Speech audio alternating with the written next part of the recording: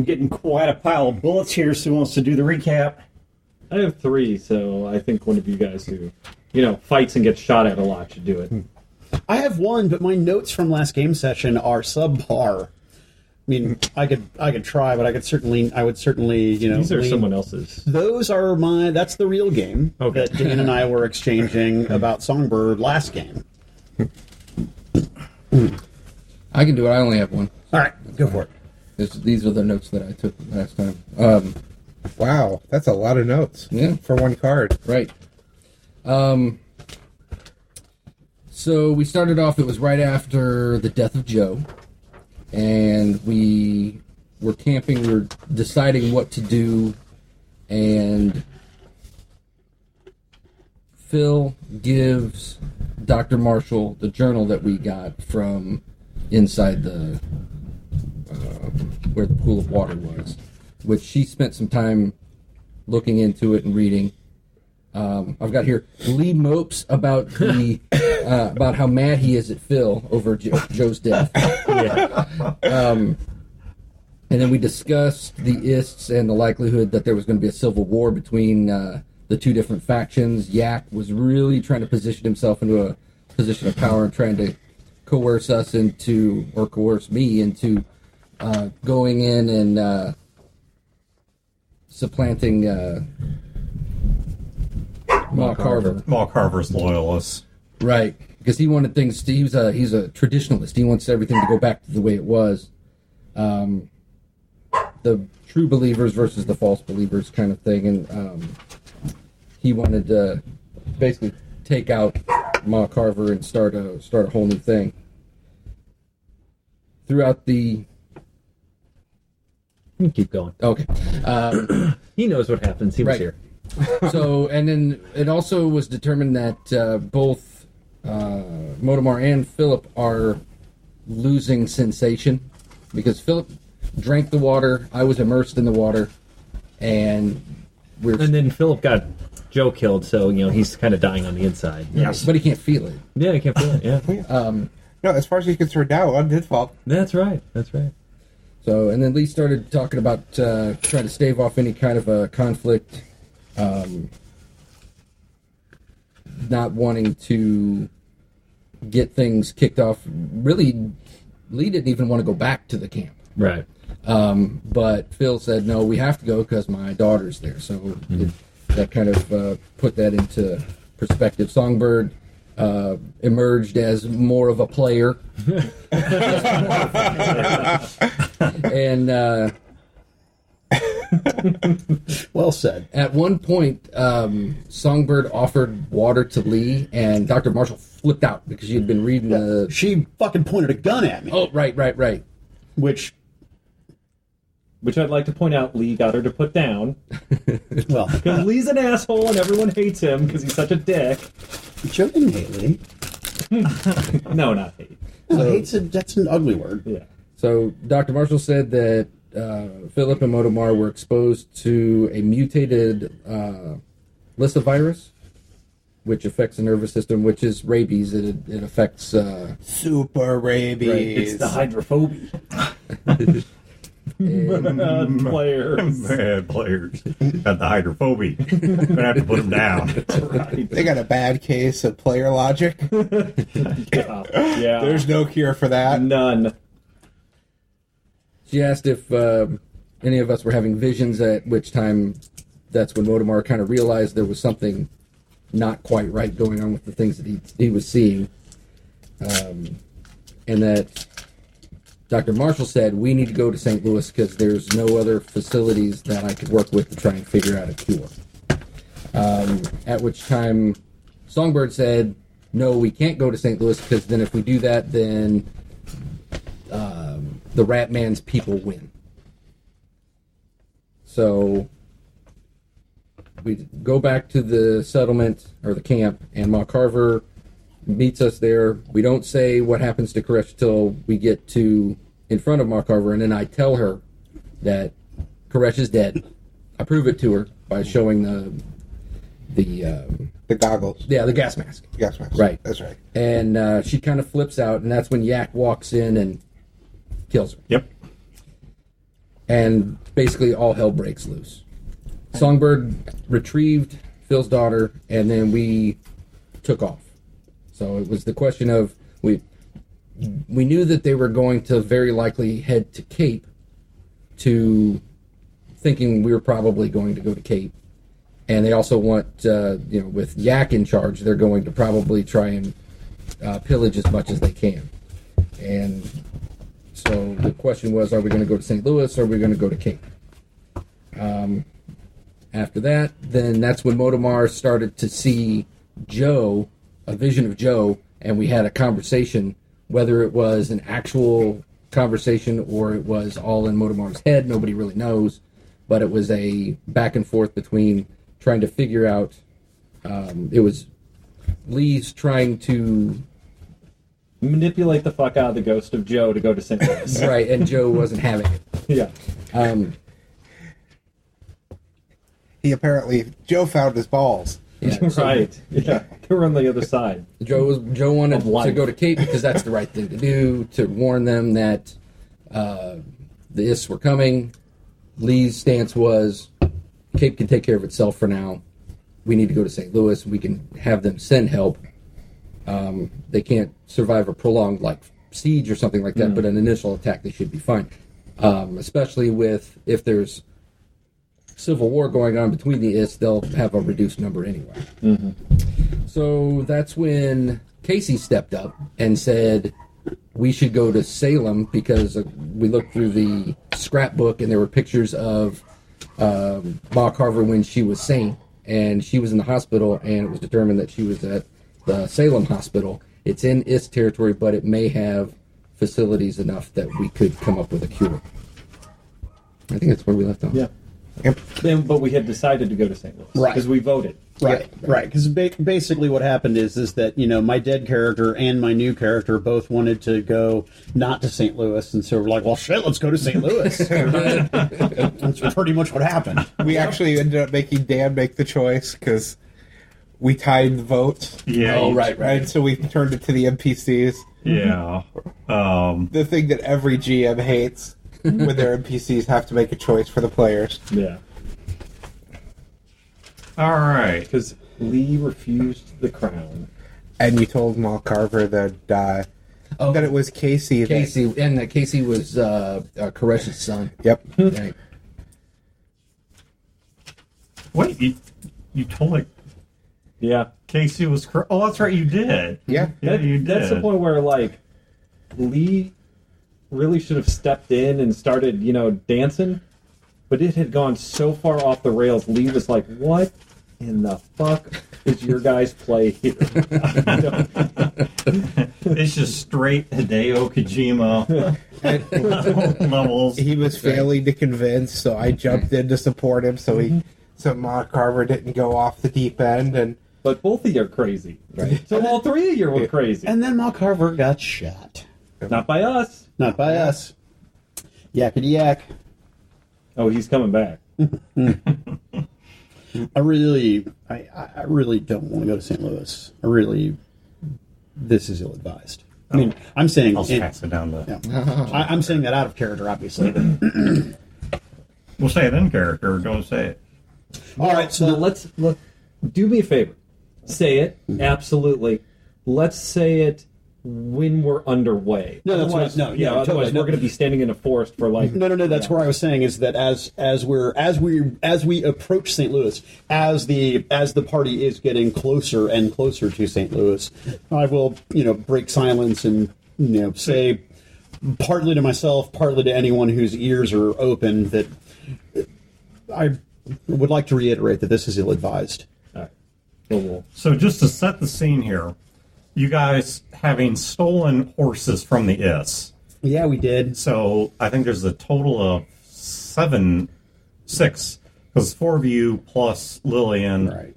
Or I'm not Lillian. can we roll Lillian's an dead. outrageous luck roll to see if any one of the horses we got is a GC, no. GC? It might have GC heritage. Right. Veto. None of them. All right, fine. Why not? I'll let you roll anything. We're going to give me 2d6 roll, and let me know if anyone rolls outrageously high. not me. Nope. 5. Jesus, can't get it on the table. 5. 7. 7. So no. Okay. You guys all have horses of various lineage, but none of which are anywhere near GC in quality. So how long have we been traveling now as we get close to St. Louis? Well, I'm assuming. Let me set the scene, and you guys can Okay. tell me how long. Oh, I'm rolling for Casey. No. Oh, Because what I was And I'm wondering rolling about... for what's her name? for Dr. Marsh. No. In fact, her Hers is barely there. horse doesn't really like her, and it might not be It a is horse. Derpy Hooves. Well, it doesn't, well, she doesn't like it, and it knows. Yeah, actually, yeah, that isn't her character. She really doesn't like horses. And Lee has been actively making friends with this horse. Okay, so So what I was wondering is how is So what I was wondering is how is my arm? Since Modemar and I got the injection of the okay, so you guys are riding toward St. Louis. Now your trip will be shorter because of the fact that you are now on horseback, and are pace wise. Are you guys taking these horses at a trot? Are you taking these horses at full gallop? How quickly are you I trying to think get to we're St. hurrying, Louis? but we're not trying to kill the horses. Okay, so you're not trying. I would assume. Yeah. Okay. So it's going to be a couple days. It'd be faster than it would be on foot, but it's going to take you a couple days. It's a painless ride for us. Right. Yeah. And these guys, I mean, the clock's ticking on these guys, so we do have a sense of urgency. Right. Okay. So as you guys set out on that first day, I remember that you guys rode away from the IS and then found a place to stop where you felt you were safe, which I think is where you guys had that discussion with the ghost of Joe Past. Yes. And after your little Charles Dickens moment, I think made camp there for the night.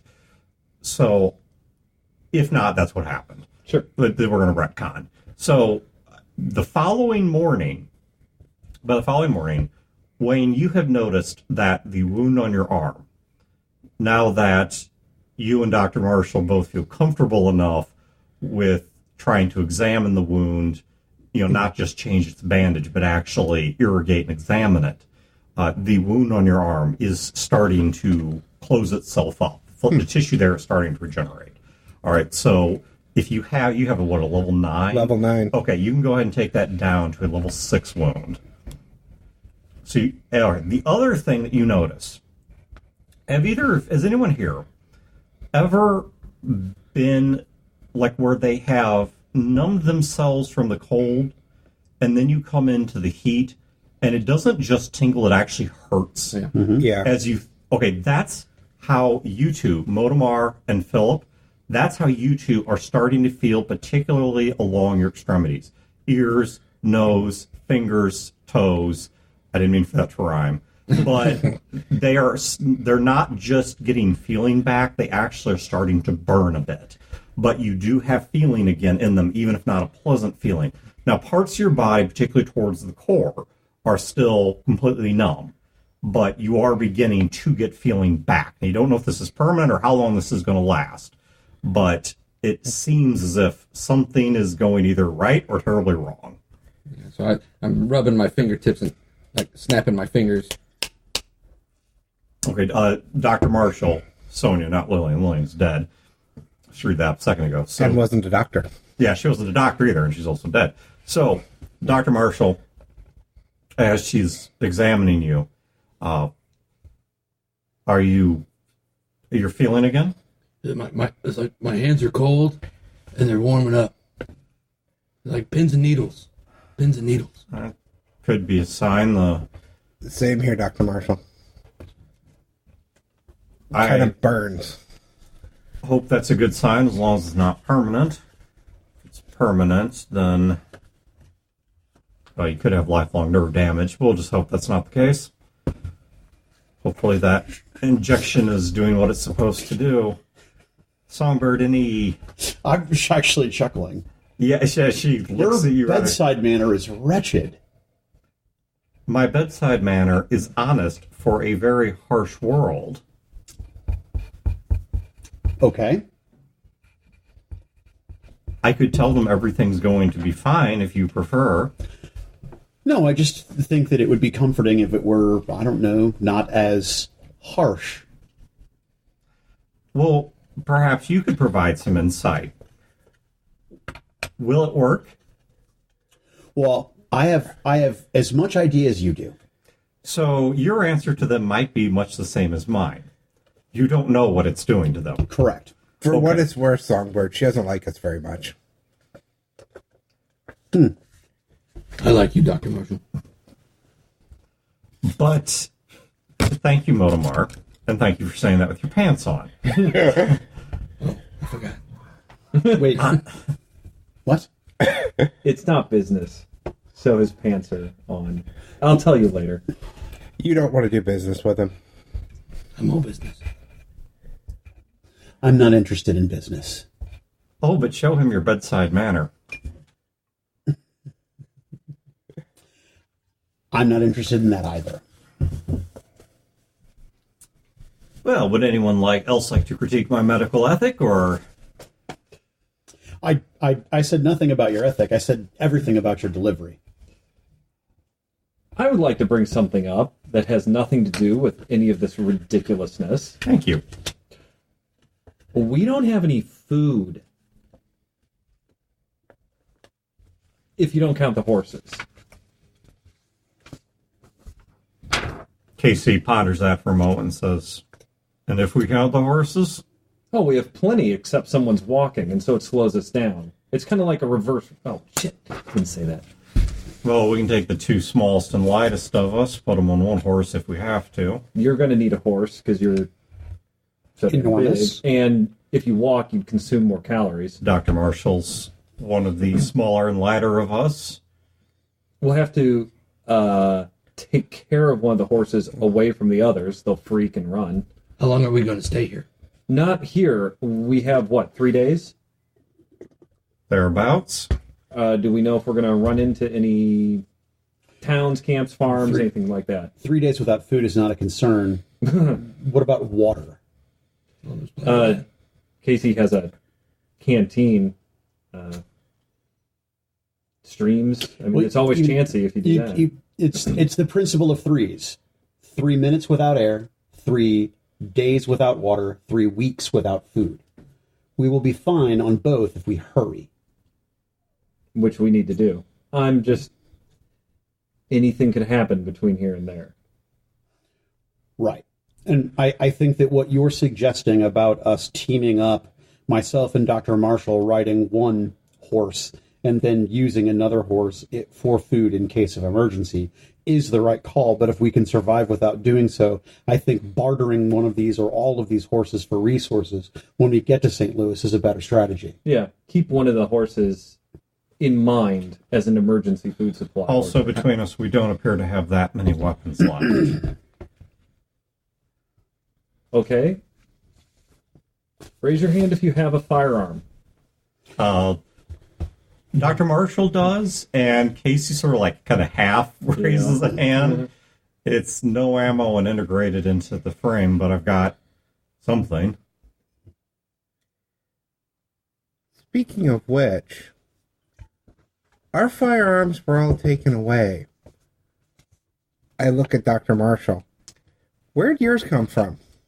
The cave after the shootout. Smart thinking. I can't believe I'm the only one that did it. There were... You've never seen me try to shoot. No, I just mean pick one up. Lee kind of pulls his coat up and shows his back where he's got a shotgun. Yeah, there's a history on that one. You're telling me. So I am armed. Dr. Marshall is armed. Lee is armed. Motomar? I have my knife. Motomar is armed. Got a cutlass. Got a You- knife. You have your ridiculous pirate sword. I thought it was... Yes. Okay. I thought What they you were trade for it? ridiculous too. Lee looks at you like he's kind of like thinking, half joking, thinking, and then suddenly, it's like he looks at you very seriously. What will you trade for it? I don't think that I have anything of value that would interest you. Do you have any books? Actually, the answer to that is no. I mean, so I had to check my character sheet real quick. I do not. You know, Songbird. Bored. Scandinavian song. You know, Songbjorn. You know, Songbird. I thought the cutlasses were ridiculous too, until they saved our lives. While they are huge and ridiculous, damn effective. Well, they saved our lives. They ended others.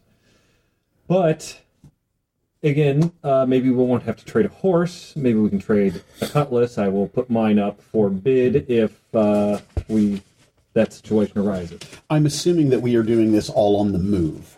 Oh, I meant like breaking up camp, Right, okay. Yeah, okay, I'll give you that. Yeah, tearing down camp at least. which is as we tear down the camp. I would also like to point out we don't have any camping supplies, Right. or saddles, or bits and bridles. Right, which makes things difficult. I actually do, among my kit, I actually do have a makeshift one-person tent for myself. Okay, Dan. That's a good question. What do we have on us? Because we had just gotten back and went straight to the camp. We still had our bags. Whatever bags we took as supplies to the magic water.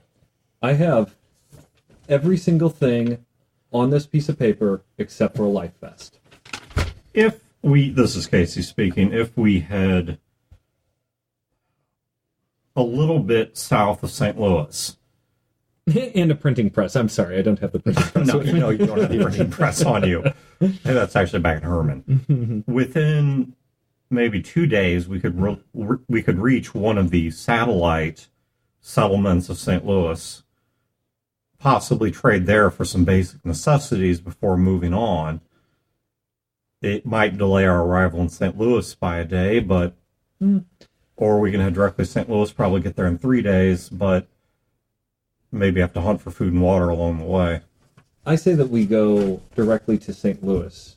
As Songbird says, it'll be rough, but doable, and we have a plan in case of emergencies. Horses, cutlasses, whatever. I concur. I say we push. My fear is it gets really cold and it starts raining. Or, God forbid, early snow.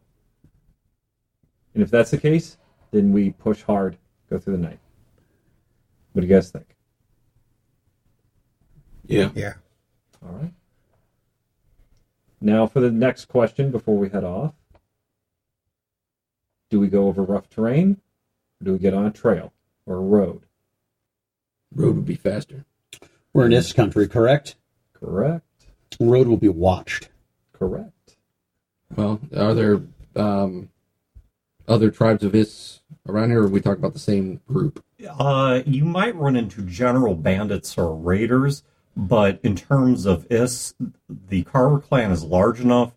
They have pretty much a monopoly on this area. They probably have like affiliates, that they absorb. Farther west, but here they are so monolithic that they kind of are the only game in town. And they're too busy to be watching the roads. There is no good answer to this. There is extreme disadvantage and possible death, no matter which way we choose. Someone just choose one or the other. Rough terrain, then we might lose one, maybe more of the horses if they step in a...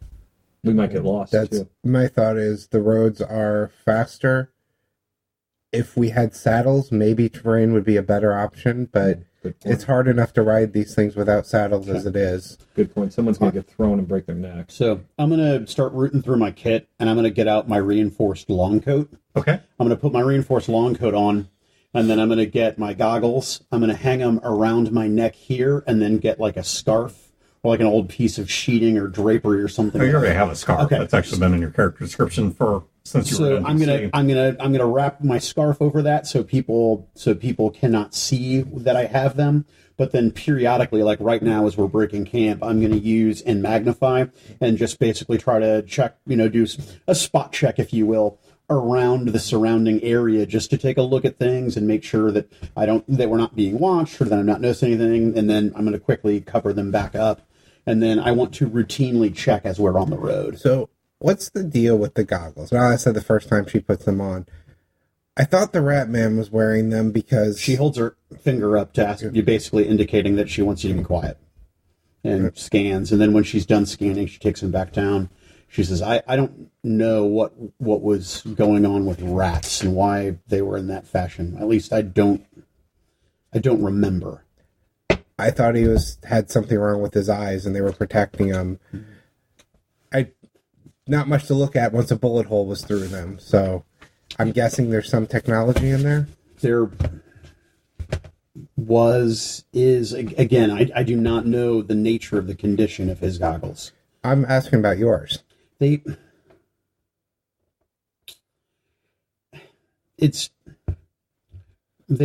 act like a, and she holds her hands up to her eyes and kind of makes finger emotions. Binoculars? Yes, those. They work like those. They can magnify things, but they can also take pictures and record audio. They can be used to capture information. They could even at one time access.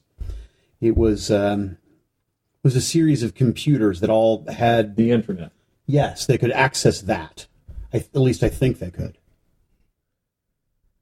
Or some Very interesting. some kind of database. I don't.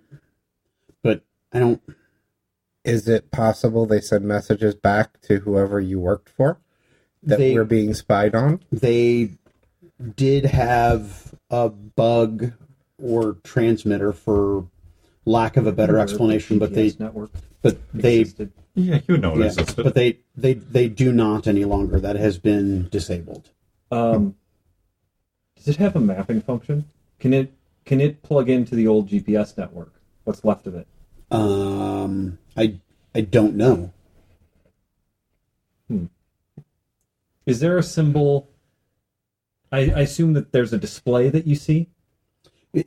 Yes. Is there a symbol like this? And he draws like the GPS map. Sort of. Is no, there's not. there? No. Is there a symbol like this? And he draws several bars and they go up and up. No. Is there a symbol like this? And he draws a dot and like lines going like that. There doesn't seem, in terms of status, Right. you don't see anything in terms of like status icons. As if there's not a network there to connect to. Or there's no icons to show. Right. More like there's either no icons to show or you're, to be blunt, on the wrong screen. Right. And you don't remember how to operate these things. Yeah.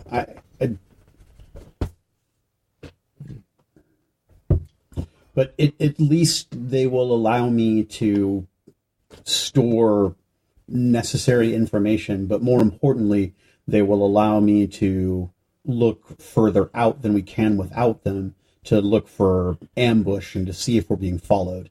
But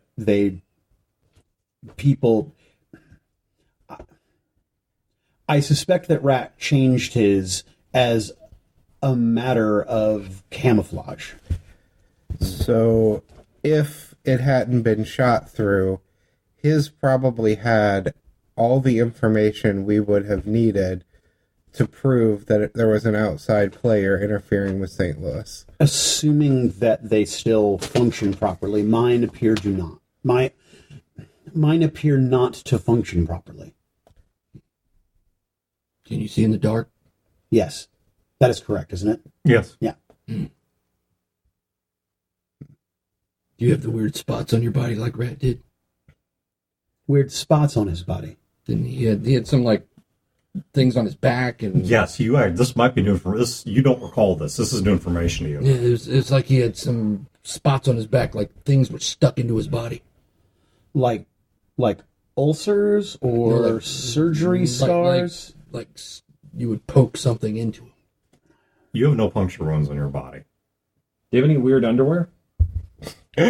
He says this with a completely straight face. I mean, no different than anyone else. Why did you ask that question? Because Ratman had some weird, looked like pre-war underwear. And not underwear, but like an undergarment that was like a solid piece. Like a Bodysuit. skin suit. Sure. It looked technological, but Do you remember what that might be? It rings no bells. give a bell that you can ring. She reaches into her pouch and she pulls out a small bell. She really does, actually, as an inventory. Yeah. Lee is, while you were saying that, Lee has this pencil out and he's sketching and he looks at you and goes, ding, with his pen. It rings off the side. It's just like a handbell. Like it actually has a Right, clapper. Clapper. There's no name for it. I forget I mean, it. this is gonna sound stupid, It's but called a bell clit. Yes. That's a technical term. Look it up on Wikipedia. It's a bell clit. So this sounds stupid, but Lee does have a reason for. Well, I have a reason for having Lee wonder this. Does it make a clear tone? Yeah. Does it sound a specific note? Yeah, let's not ring the bell anymore because it's going to draw attention. It can be heard for God knows how far. But it was clear. It sounded a note. It Yeah, I mean, it was a little bit muffled because of the didn't fact- sound like a 10-cent toy. It was like no, a it's real higher bell. quality than that. I mean, but when you hit it, I mean, you're also just kind of tapping the side of a brass bell with a pen, Yeah. so it's not going to make the same noise as if she actually rang it. And you know, so you're not sure that that's the intended noise for it to make. Right.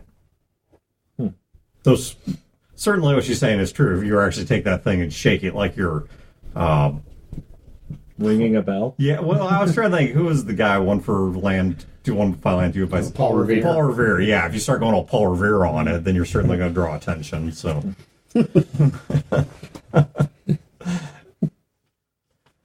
Well, we Had to should save that one. we should head out. Yeah. all right, you guys begin riding northeastward through the woods, occasionally hitting clearings, old buildings. Every so often, you pass through an old subdivision, pass by an old gas station. A lot of rolling hills out this way. You guys are, as you depart the forest, you know that you're heading toward mining areas, or some in use, some abandoned, but that's the general area you're headed to. There probably would be a lot more mining and farming actively occurring out here if not for the presence of the Carver clan. Motomar, I know you have your scouting skill. I'll actually write out ahead of everybody. Yeah, else. go ahead and give me a 3d6 pick best 2 and add it to perception. I'm going to see if you notice anything useful for survival on the path. All right. 16. 16. Okay. So, as you're riding along, you do manage to find a few. It's nothing significant, but you guys do find along the way. You do find a stream where you're able to refill your water canteens. You're able to water the horses. You're able to get some drinking water yourselves. You also do along the way find some small discarded packages. I say packages. In some cases, these are bags. In some cases, these are like wax paper wraps. These are not pre-war of food that you're able to salvage. And it's things that in the cold weather seem to be keeping well enough or might be dry enough that they would have kept anyway. So salted meats, grains. What, like abandoned houses? Or? No, actually, you're mostly finding what the IS didn't take and attacking things. Gotcha, like They don't want dried meat. They want the fresh stuff. Well, or they may have simply loaded themselves down or dropped some of it or who knows what. Oregon Trail and killed Barry. Can't take it all back. Yeah, so there's any number of things that could have caused what occurred, or somebody who possibly even successfully evaded the IS but had to drop some things to be able well, to like an attack. Yeah, make You that know, run. yeah. So it's not a huge amount, but you do find little bits and pieces of food that are helping. So it's you're not going to live off this stuff, but Just prevent starvation. yeah, you do as you're walking along. You do see enough things that look like more recent game trails that if you were to make a side trip and actually had some kind of a ranged weapon or were willing to spend the time making a trap, think that you could actually go for something else, something bigger. Deer, turkey, But it'd take most of the day to get one and Right. prep it. and precisely. cook it. Unless you get really freaking lucky, yeah, it's gonna take some time. Yeah. So And I think only one of us actually is a decent shot. No, I've got a shotgun, so I'll hit something or someone. Possibly myself. all right. Similarly, Songbird, give me your skill, so 3d6 plus perception. Pick the best 2 dice, of course. This is the looking for not survival stuff, but looking for threats to survival. 15. Okay, so on a 15, You notice that you are headed about the same direction as what looks like a trio of riders that are well off in the distance. They are miles and miles ahead of you. You don't know that they're even aware that you're behind them. But it's only 3 of them. They don't seem to be taking any particular precautions, at least not that you can see so far, as in they're not like hiding their tracks. They're not hiding in woods. They're not taking weird detours to throw their trail or something like that. They seem to be headed generally in the same direction you are. And how far ahead am I estimating? You're estimating, depending on where you see them, probably something in the neighborhood of a good 10 miles at least ahead of you. Okay. There's a good chance, unless you guys make a lot of noise, that they're not even aware you're back there. And I'm sorry, did you say behind us or ahead of us? Ahead of you. Ahead of us, okay. And Songbird's the only one who sees it. Yeah, Lee is absolutely yeah. not Because of where you're at now, there's so many woods and hills and such that visibility. Visibility to the horizon's actually pretty good, but visibility of your immediate surroundings comes and goes. Okay. And so I can see the 3 of them. Is that correct? Yes, you catch them occasionally. Gotcha. It's not a persistent sight. Yeah, I mean, so you're not going off across open plains here, so it's not a persistent sight. But you catch them every now and again. As you're looking, Yeah, right as you're about to catch them, maybe get a look at him, Lee starts talking to you. So is your name Song or Bird? So, whispering, there are 3 riders approximately 10 miles ahead. I can 10 miles. 10 miles. you They must have really good hearing.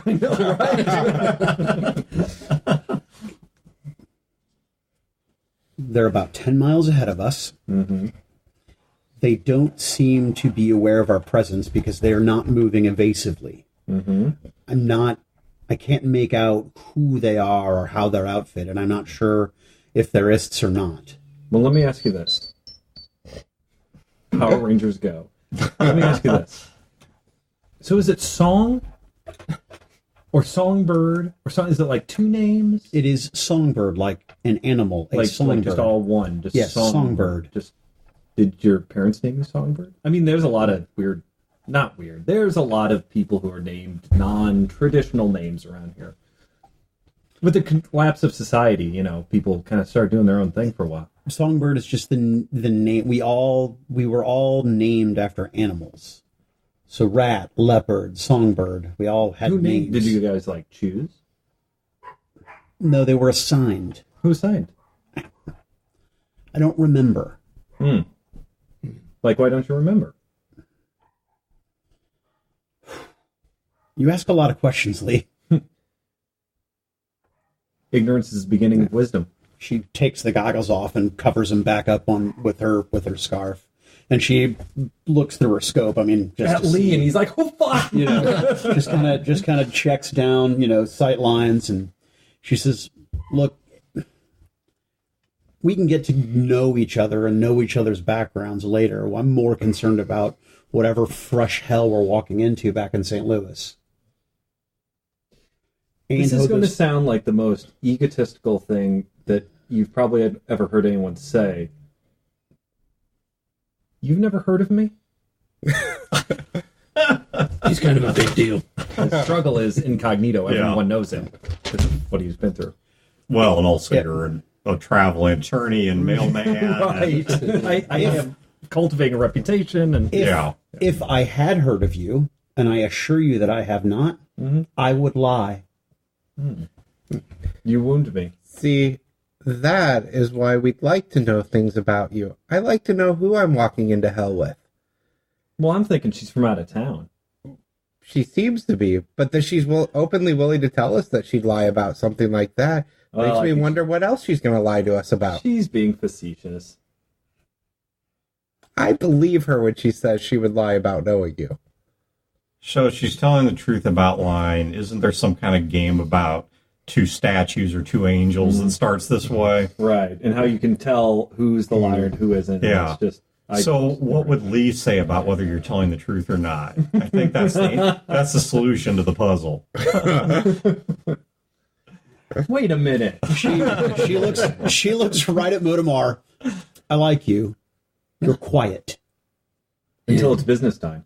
It's not business time. No. I look back at Dr. Marshall. I'm beginning to understand your struggle. What is her struggle?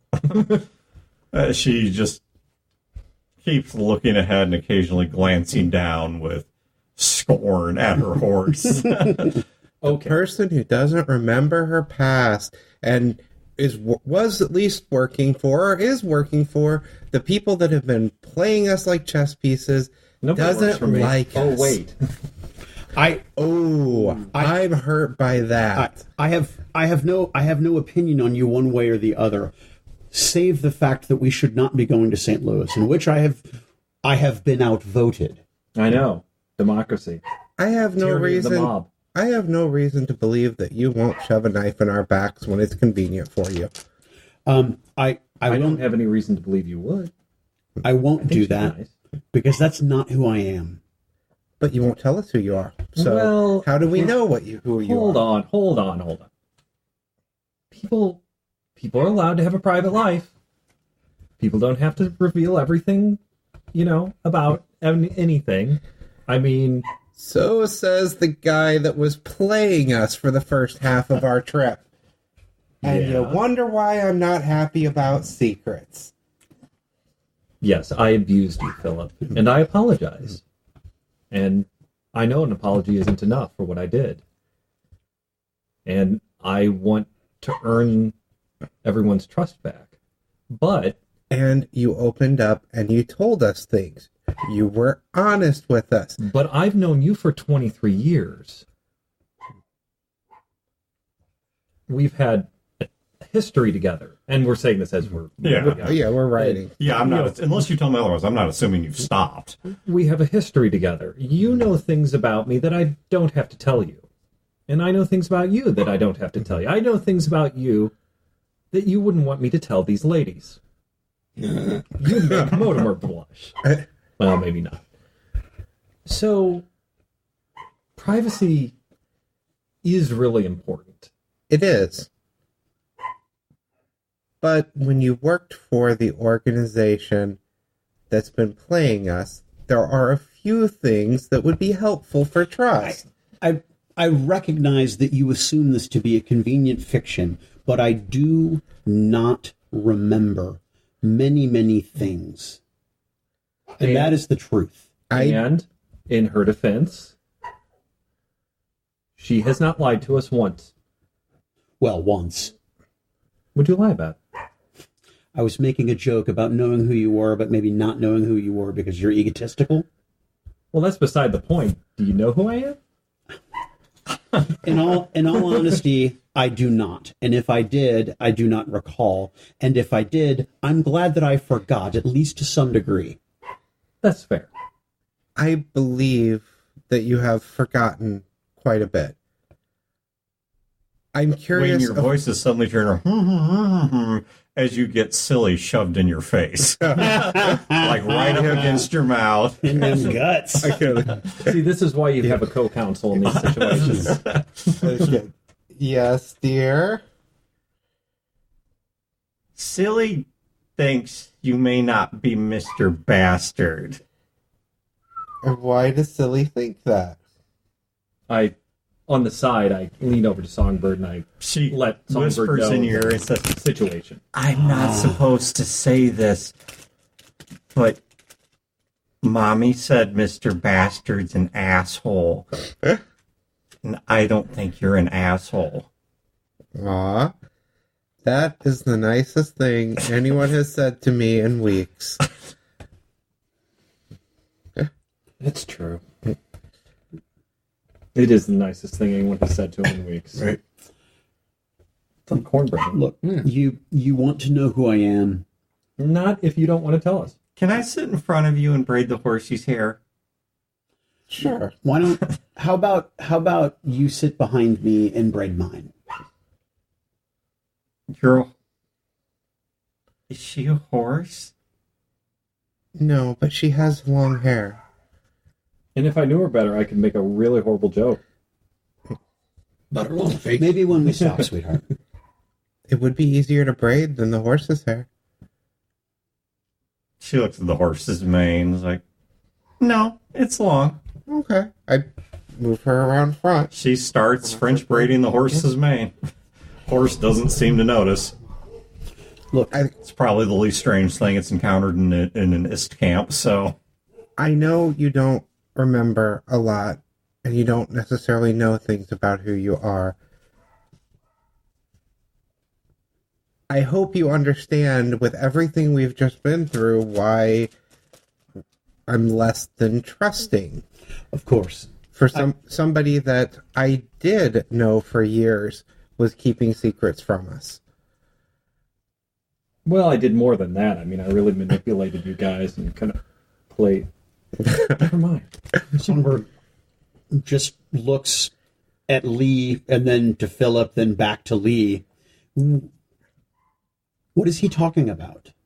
He was working for Ratman. Well, I mean, Passing- it's working. He stole my books, copied them all for Ratman.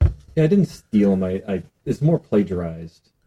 But yeah, I mean, yes, Delivered messages for, I'm assuming, this organization. Whether he didn't know the organization he was working for, but he knew his contact was the Ratman, and was doing things behind our backs. Casey passes you one of the coins. All right, Songbird. As soon as you look at it, Your powers unlock. Yes, you achieve your final form. It's going to go Super Saiyan. What? All right. So as soon as you see that, another photograph of memory, you see Ratman. You're not sure what the background is. It's lit brightly, almost like a Baroque painting.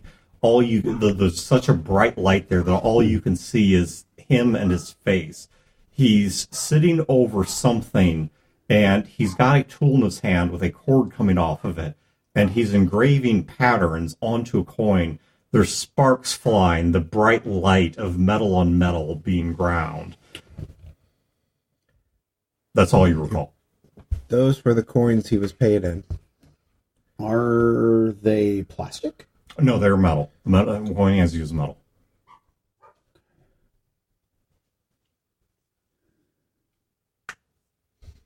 Yeah, I got one too. I hold mine up. May I keep this? I have no use for it. The person that offered to trade us things for them lost his head. You have to admit, it's a pretty good shot. Rat made this, or at least He one. was handing them out to people that did his dirty work. But Said that you could trade them back in for favors. Was prepared to actually share with us a great amount of information. And somebody, well, yeah. He wasn't feeling so well afterward. And he shot me. Are they worth a lot? they're priceless. Oh. That means they're worthless, right? You would think that, but it's the opposite. The other way around. Yeah. But I understand why you would think that. They don't have a price. They are priceless, and yet they're without value. And now that Rat is dead, they are useless. But you wanted me to divulge or to open up. I've already told you the things that... What I do remember is that it is a mistake, a tragic mistake for you, for us, to return to St. Louis. Now, I'm not trying to dissuade you. I understand that the decision has already been made.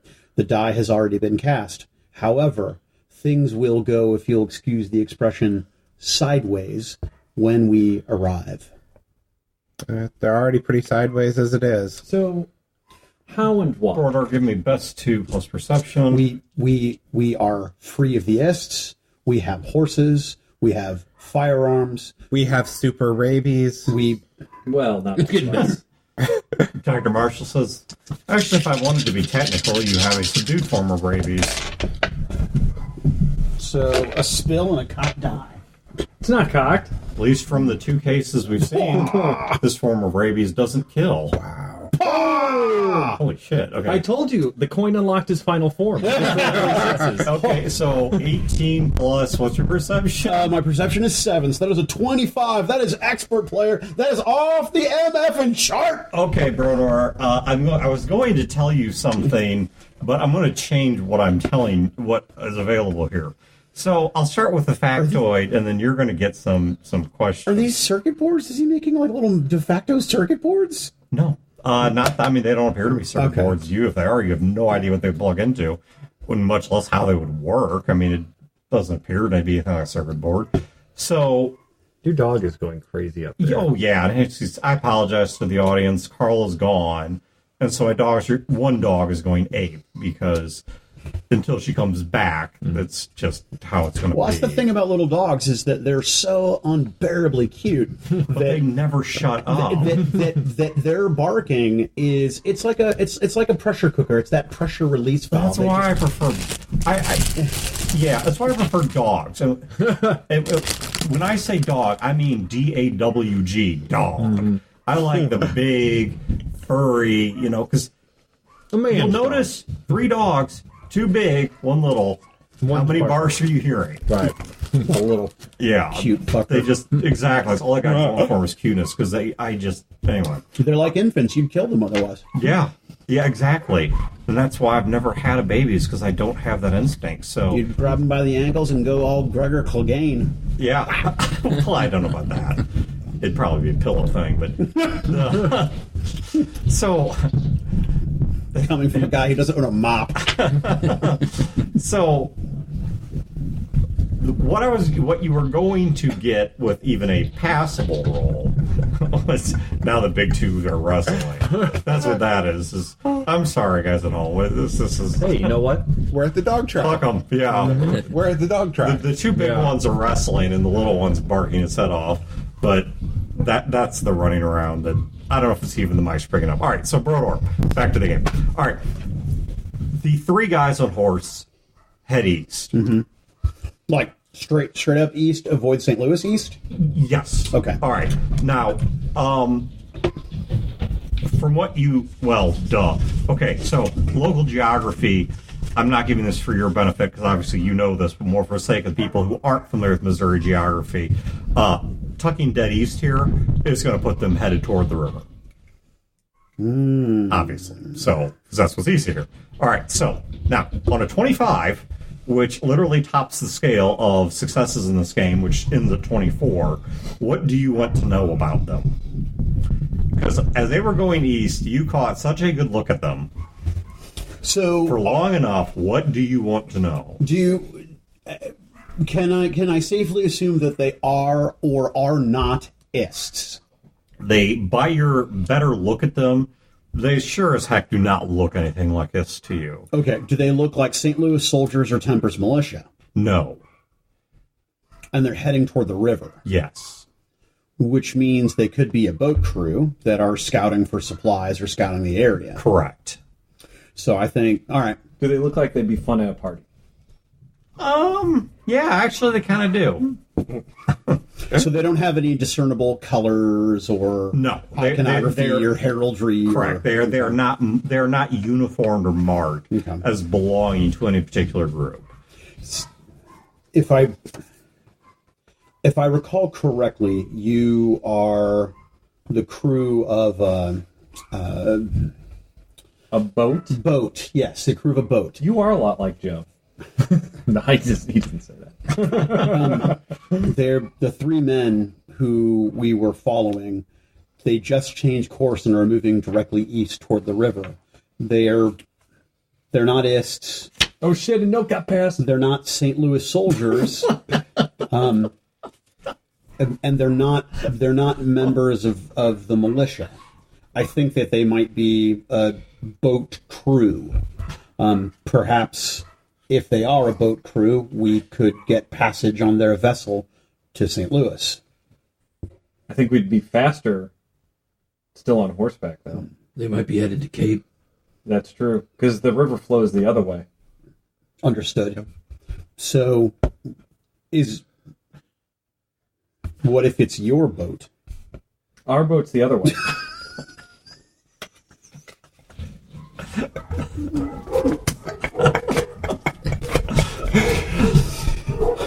Okay. Perhaps you know that.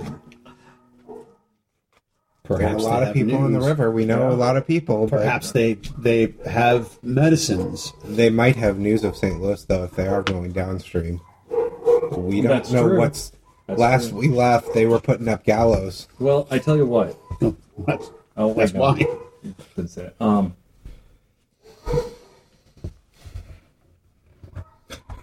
Well, what do you guys want to do? I mean, are they gone? They're not. How far away were they? 10 miles? Yeah, and they're now turning east. So 10 miles is a long friggin' way away on a horse. I say we keep going to St. Louis. Yeah, I mean, they turned into the woods, right? East? Road? what would Easter take them into? I don't know where More we're at. foothills than Foothills. woods, but yeah. I mean, we could lose a day just catching up and looking for him. But what you say is true, but I think we keep going. I think so too. Oh, by the way, Casey has the hat. Oh, Casey has Yeah, I rolled. has Pop's hat. Yeah, Okay. because you said that Casey would pick it up if Lee threw it away, and I didn't Yeah. know if he did or not, so I rolled. And He doesn't want it, but he thinks the one of you will eventually. So, okay, so Casey has Pop's hat.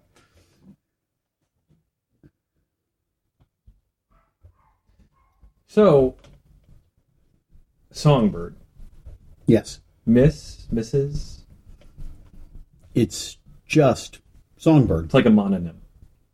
Yes. Do you have a name that isn't Songbird? Do you remember? Or do you just want to go by Songbird?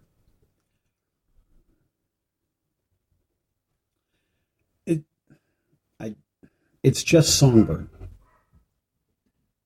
What do you want? What is your end game and goal? You don't want Ratman's plan to win. That you've been clear about that. Right. That if we go to St. Louis, Ratman wins. You don't have to answer him. He never asked me that question. You are obstinate. Yes, he is. Thank you. Obstinate means like you don't give up easily. Oh, She knows that she knows she doesn't have to answer anything, and I think Yes. she's showing us goodwill by answering now. But Modamar, not in a complimentary way. Complimentary means nice. Yeah. oh, Means that he's annoying the shit out of me.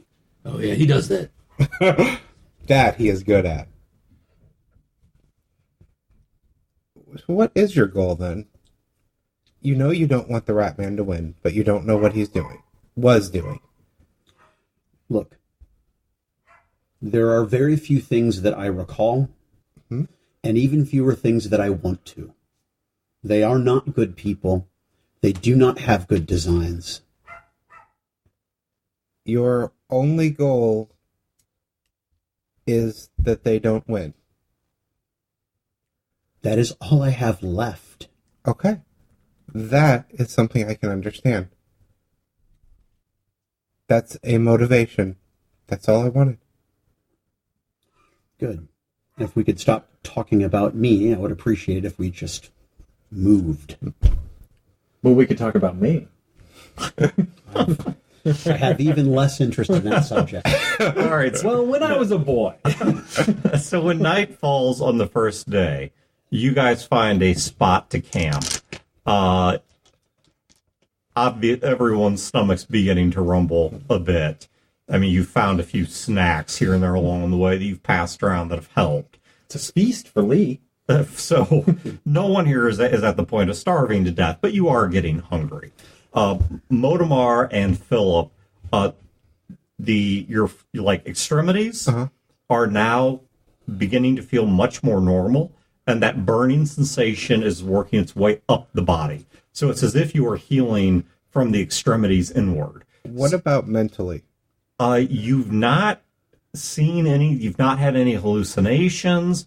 You're not having any difficulty remembering things. You seem to be okay mentally as far as anyone can inventory such things themselves.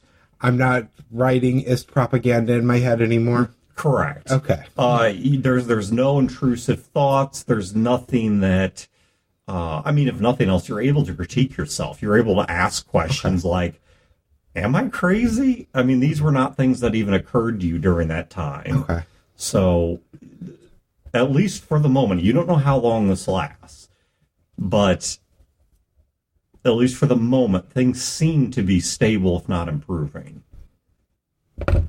So, as you guys are camping, the horses are Barking. Yes, they're barking. They're barking horses. The horses forage kind of on their own for what they can. They're just kind of not so much that you're like urging them to do so, but they're just kind of browsing around whatever you're near for things that they find edible.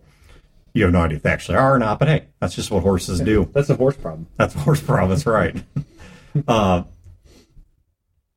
Dr. Marshall, after doing her nightly checkup on Motomar and Philip, says, Songbird, do you mind if I give you a brief, non-intrusive physical examination? Define non-intrusive. I'm not going to cut you open or stab you with anything or inject you with anything. Right. Well, you recognize I do not have a prostate. Let's go back to I'm not going to stab you with anything, including my finger. Very well. And if you have a prostate, that's really none of my business. That's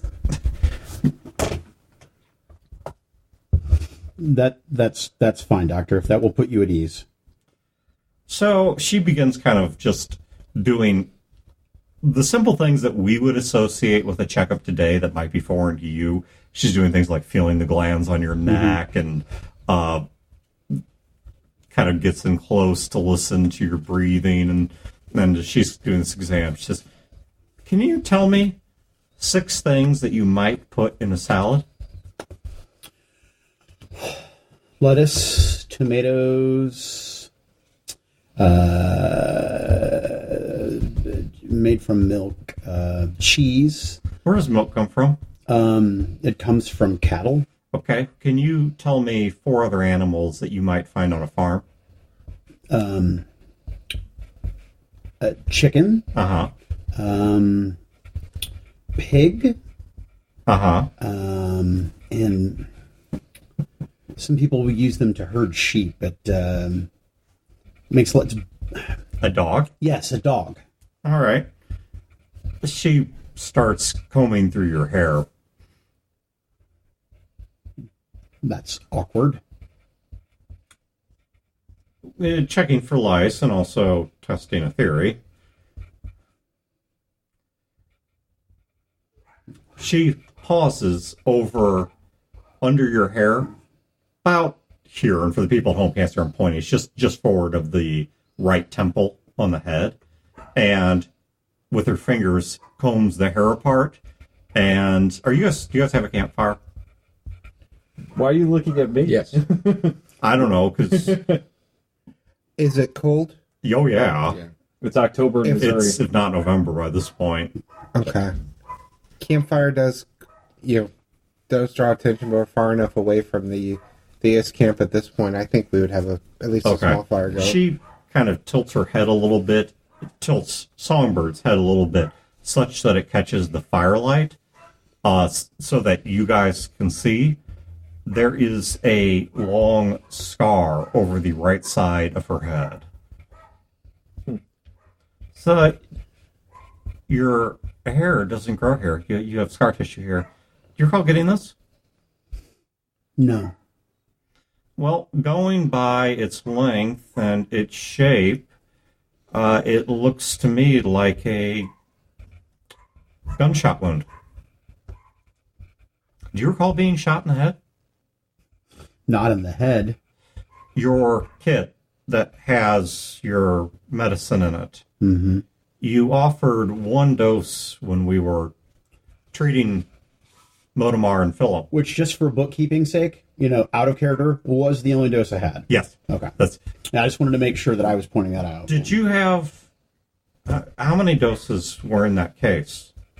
I don't know. I'll get the case and look and see if it has slots or anything that would indicate, Oh, it does. Okay. She says, okay, there are 3 slots for vials here. You, when you handed us one, only gave us one. Now, I'm not looking to rob you. I'm trying to understand something. Do you have other doses that simply aren't in this case but are hidden elsewhere in your person? I do not. And Do you recall having ever injected yourself with any of these? I think so.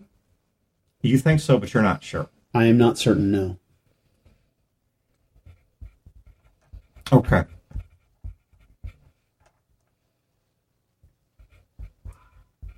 I got shot. Likely in the head. There may be a portion of your brain that's healthy but also new.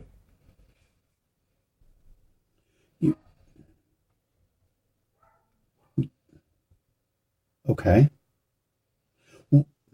How would it be new? Well, she goes over to Philip, and it's about time to change his bandages anyway. And so I'm sitting there writing in a book.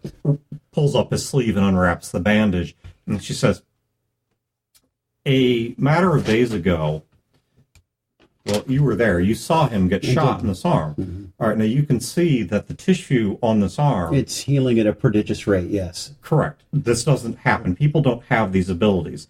It's my understanding there are some animals that do, but people specifically don't. Now, About a week ago, I think it was about a week at this point, Motomar was shot in the hip, and it shattered the bones. I got the pieces of bone right here. and he had also been shot elsewhere, had been shot once in the chest. These wounds healed themselves. So whatever it is that your group, the group you formerly are part of, carries in those cases, seems to have some kind of regenerative effect upon the body. And we can see it here in Philip, who we've injected with this, and also in Motomar. Do you think it's possible that somewhere along the way you might have been shot in the head, and much as his arm's healing, this is new tissue. This tissue wasn't here. It simply didn't exist. There was just a gash in his arm, and now he has new tissue there. Now, theoretically, if we did this with the right portions of the brain, it would be a blank slate. All of the connections and the information and whatever that we would expect the brain to have would just be gone. That part of your brain would be no different than that of a newborn baby, which might explain both why you can't remember portions of your life and also why you can't remember a fair number of words, like dog. Does she have a bullet in her head? She might. I don't have any way of finding out safely. Let's see. If she dies, I could find out. Yeah. Well,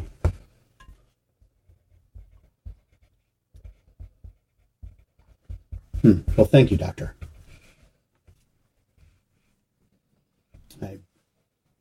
Interesting.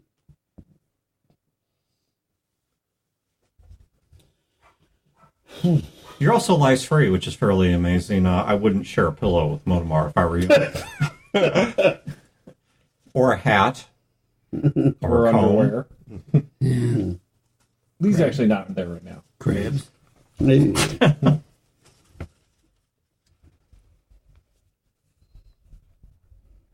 just making notes. Where is Lee?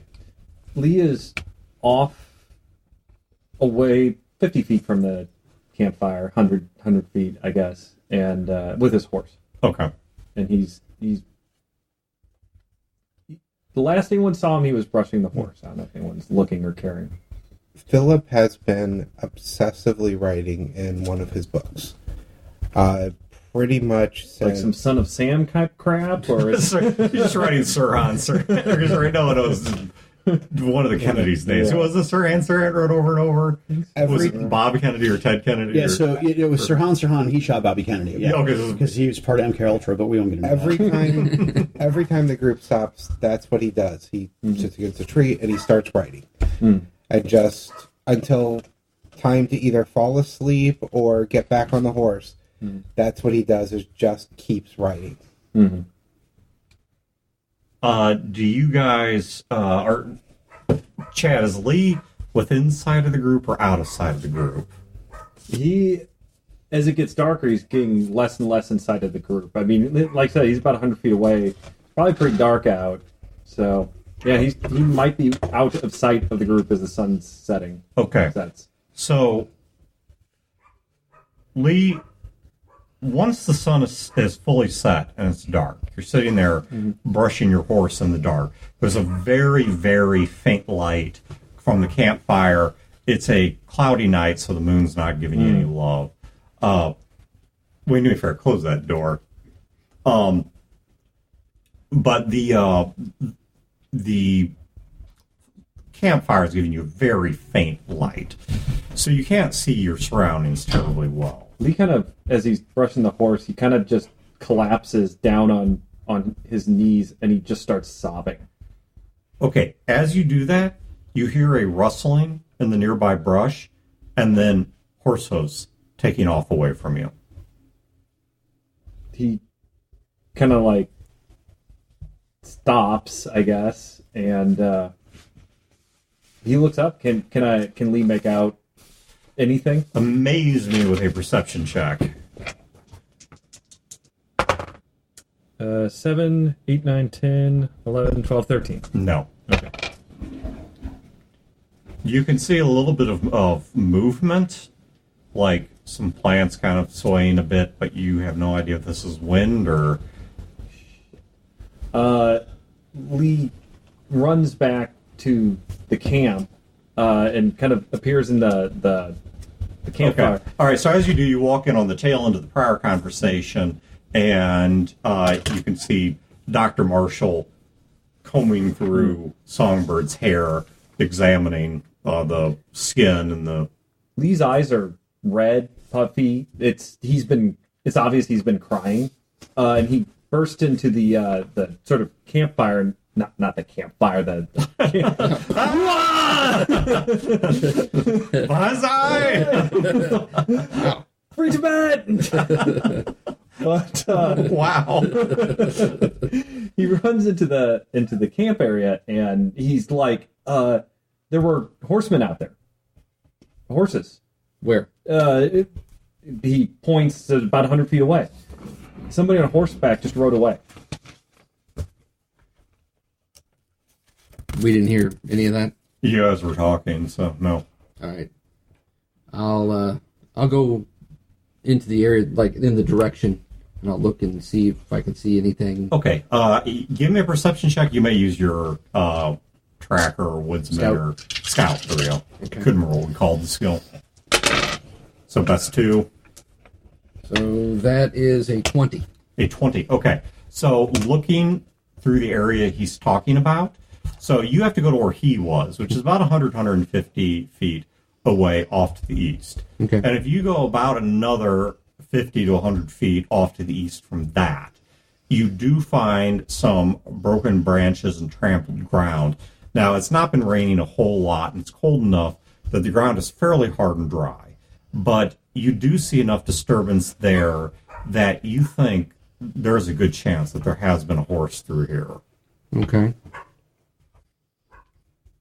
Can I tell from hoof prints? Was it a shod horse? Was it, was it something? Any kind of indication as to, like, could it be a horse from a civilized area? Could it be from? The horse did have shoes, if that's what you're asking. Mm-hmm. Okay. And I'm assuming the ists are they shoe their horses and They wouldn't have a choice but to, so yes. okay. All right, yeah, I'll come walking back. Nod. Yeah, there was somebody out watching us. Did you get a good look at him? I saw them run, so no. Well, safe to say they're probably nowhere here. Then we shouldn't stay here.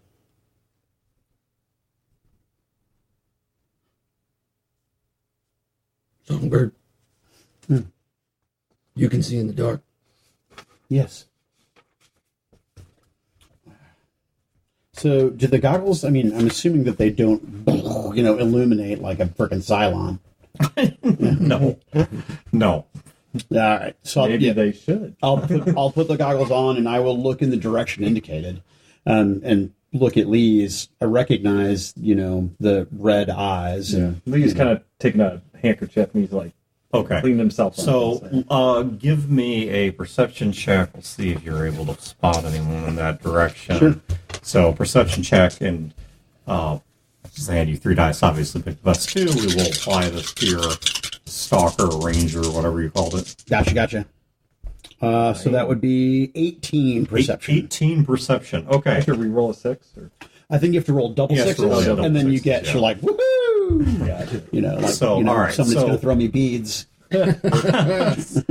So, at an 18 Don't worry, I don't need to know that because that'll never happen to me. At an 18 perception, there is someone on a horse that has ridden a fair ways off, so ridden several hundred feet away, and is stopped, is not moving, and their eyes don't seem to be focused on anything in particular. They're probably as blinded by the darkness as anyone inside your goggles is. They seem to be thinking, maybe listening, but the horse has stopped on an opposing hillside, probably 1,000 feet away. 1,000 feet. You're not sure if they're listening, if they're thinking, if they're... They could have killed me. I didn't even know they were there until they left. Is it an ist? Can I tell it in the dark? Not really. What you could see... I mean, I know I can see in the dark, but it's not. I know Like that the night vision. acuity's not. Yeah. Yeah, what you can see of the person is they have, you're not sure if it's a blanket or a cloak or what it is. They have something over their shoulders to keep them warm. A serape. They have a broad-rimmed hat. Oh my God, it's Clint Eastwood. That's exactly what it is. It is Clint Eastwood. It's the Pale Rider. They could have killed you, but could they have done it quietly? Sitting atop a horse. The He horse looks at does you have a and he saddle. holds his arms up and he holds his coat open. He's like, yes. The horse has the saddlebags. You can see, though, it's on the right side of the horse, which is opposing you, so you can't see the whole thing. You do see the butt of a rifle sticking up that appears to be in a saddle holster. Philip, you could probably kill me in camp and no one would know. I think you'd scream. I don't know. Would I be asleep? I would probably scream. That's what I'm saying. If it's a scout that wanted to kill us, it might be too big of a risk to take one, because that one could scream and the others would come and overwhelm. A scout wouldn't kill. A scout would report. That's what I'm thinking. The other Right, but he's not. But he's not doing that either. He's waiting. Listening I can see him. He's listening for something. for pursuit. or for waiting for reinforcements. Maybe it's a lone traveler who's hungry. Sees a I campfire and- look maybe. at Songbird and I nod towards your rifle. Could you hit that horse from here? Oh, not the horse. Well, What if the guy's just hungry and traveling? Come on. we don't know who he is, and I have no desire to kill an innocent man's horse. We've made it pretty obvious that we're looking at him, right? We mean you no harm. Do you yell that out? Yeah. All right. In that case, I am going to move toward my rifle and move toward cover. Not cover, but basically, I want to try to hide. Okay.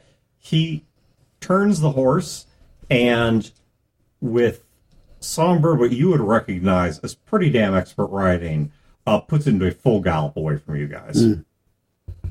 Okay. I look Does at Lee. this mean we have to post guards instead of sleeping through the night? Either he was going to run away scared or he was going to come talk to us. Either way, it was better than standing around waiting or talking about shooting the horse. Yeah, that's What, true. what were we talking about that he listened to us? Besides Lee's bawling. Could I hear these guys? No, I couldn't hear these guys from where I was at. Correct. I couldn't hear you guys from where we were at. All right. So we didn't give out. They were talking about the space medicine. Right. The Is it space regeneration. medicine? Are you from space? There's nobody in space. There is no one in space. She was Do you shot have in the papers head. with you? Because there is a memory there about your early life. So I do have, and because it's part of the it's part of the hazy background, though, correct? Yes, now handles and character. No OC readings. So whatever you tell them or don't tell them, handle and Right. character. Well, There, there were people in Yes, there were space. yes, I know there were people in space, and there were. The Mars thing wasn't secret. No. Yeah, there were people on the moon and in And in space and Mars. on Mars. Yes, absolutely. But there's no way they could they could survive after the what do we call that? Apocalypse, war, Whatever you want to call it, doesn't have a name. After the late unpleasantness. So After an international incident, Right. a bit of disagreement. The misunderstanding. Sure, the whole society can't be up there, but we've heard rumors of rockets going from We also heard Florida. rumors of magic water. Touche. But supplies could have been sent up there. Oh, yeah. look, I don't know. I do remember. I remember the place where I met Rat, and I think that's where I met Leopard as well. But it was a cave, but it was artificial in some fashion, and whereas metal boxes and crates and large metal cylinders around, and everything had it looked very different in manufacture and design than anything I have seen anywhere else. Let me ask you a question. You said boxes, crates, that sort of thing. Mm-hmm. Were they strapped to the floor or otherwise adhered to the floor? Or were they just sitting there? No, Not space. unless we had artificial gravity. Or we had magic water and magic wands and we rode around on unicorns. Dr. Marshall, is that your first memory? No. What is your first memory? Why is I remember my childhood vaguely. Okay. We should Hold on. leave. Hold on. Maybe? What? We can leave if you want, but let's settle this once for all. What do you remember about your childhood? She was shot in the head and used the space medicine on herself. This is a chance for her to remember things that she may not get again. I remember being in a room. It had white walls. There was on a bed. I was holding a doll. It's this Raggedy Ann doll, and I could look out a window and I could see mountains. I believe it was the Southwest, the American Southwest. Why do you think that? Lee starts packing up his stuff. It just, based on books that I have seen, the terrain. So were matched. were the mountains gray? No, they were like they weren't gray, more of a brown red. That's not the moon. No, that was not. No. I mean, she got a bush. I realize it's cloudy right now, but we've all seen the moon. It doesn't look like the American Southwest. The one with chair half written in it? Yes, it's Cha written on it. It's Cha. Oh, chair-faced Chippendale. Oh, God, I love that show. Who's the idiot who calls himself the Tick? I am that idiot. I think Ratman came from out there, but there's no way she did. She is too comfortable in the gravity. Lee blows She's his not- nose loudly. His nose raises a good point. We might need to get moving. The cave, I remember, where I remember rat, and I think I remember leopard. It was all very dark rock. Look, we can't push ourselves too hard. We still have 2 days ahead of us. But why don't we at least move on, maybe a little bit, a couple miles, find someplace safe, and maybe even a building. And this time we don't build a fire. Blankets, if we have to, we cuddle in a pile to keep ourselves warm. Except with Modmar. Fair enough. And yes, we keep a watch.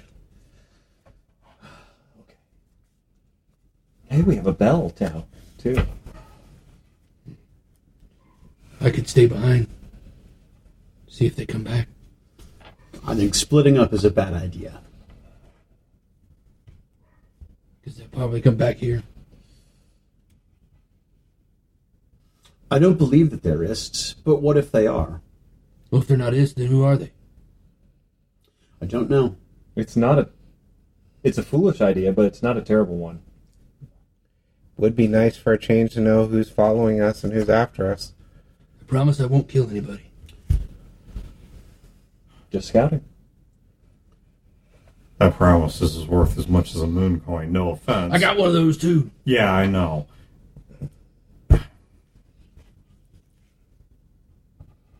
I don't have a problem with it. I think it'd be nice to surprise someone else for a change instead of us always getting the surprise. If you are prepared to risk the life of another friend, then do as you wish. It is his choice. This man knows how to stay hidden. This man knows how to track. And he knows how to get the drop on people.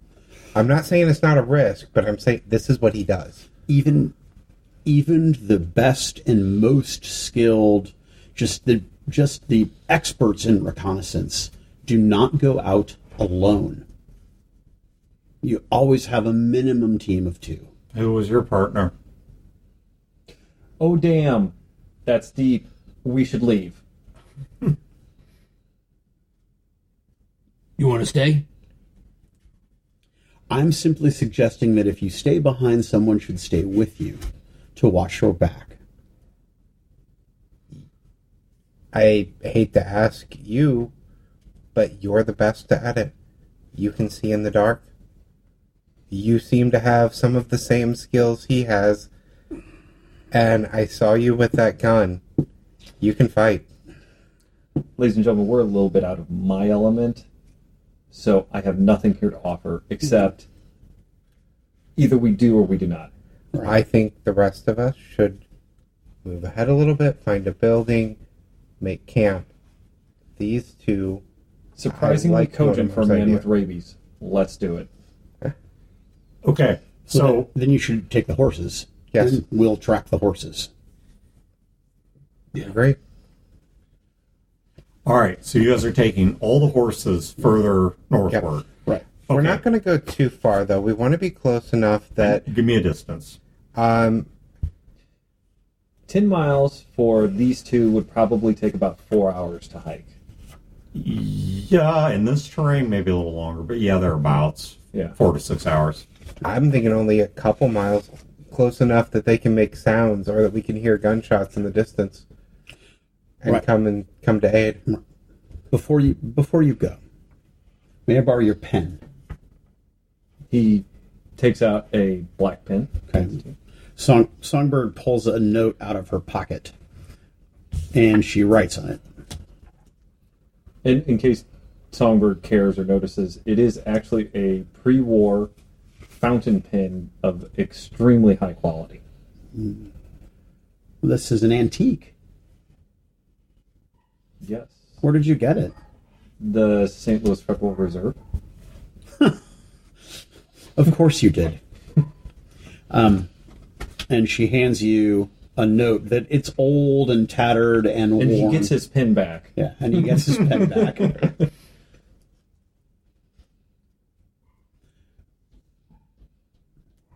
I woke up.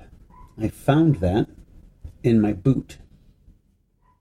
And I only wrote on it again to show you that the handwriting is the same.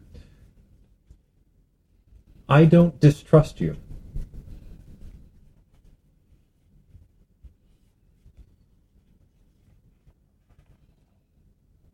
Lee takes the note and flips it around and shows it to the rest of the party. We'll talk about it later. Let's go. Assuming Motomar and I are not killed. Well, Waldemar can't read, so we'll tell them later what it says. Okay, so you guys are right about, what, 2 miles away? 3 miles?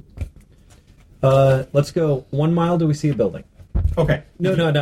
I'm asking. Like, at 1 mile, do we see a building? No. 2 miles, do we see a building? No. 3 miles, do we see a building? Okay, now we're going to start talking about stuff. Okay, you guys do, as you only have to go north about 1.5 miles, 2 miles maybe. I mean, not that you have no odometer.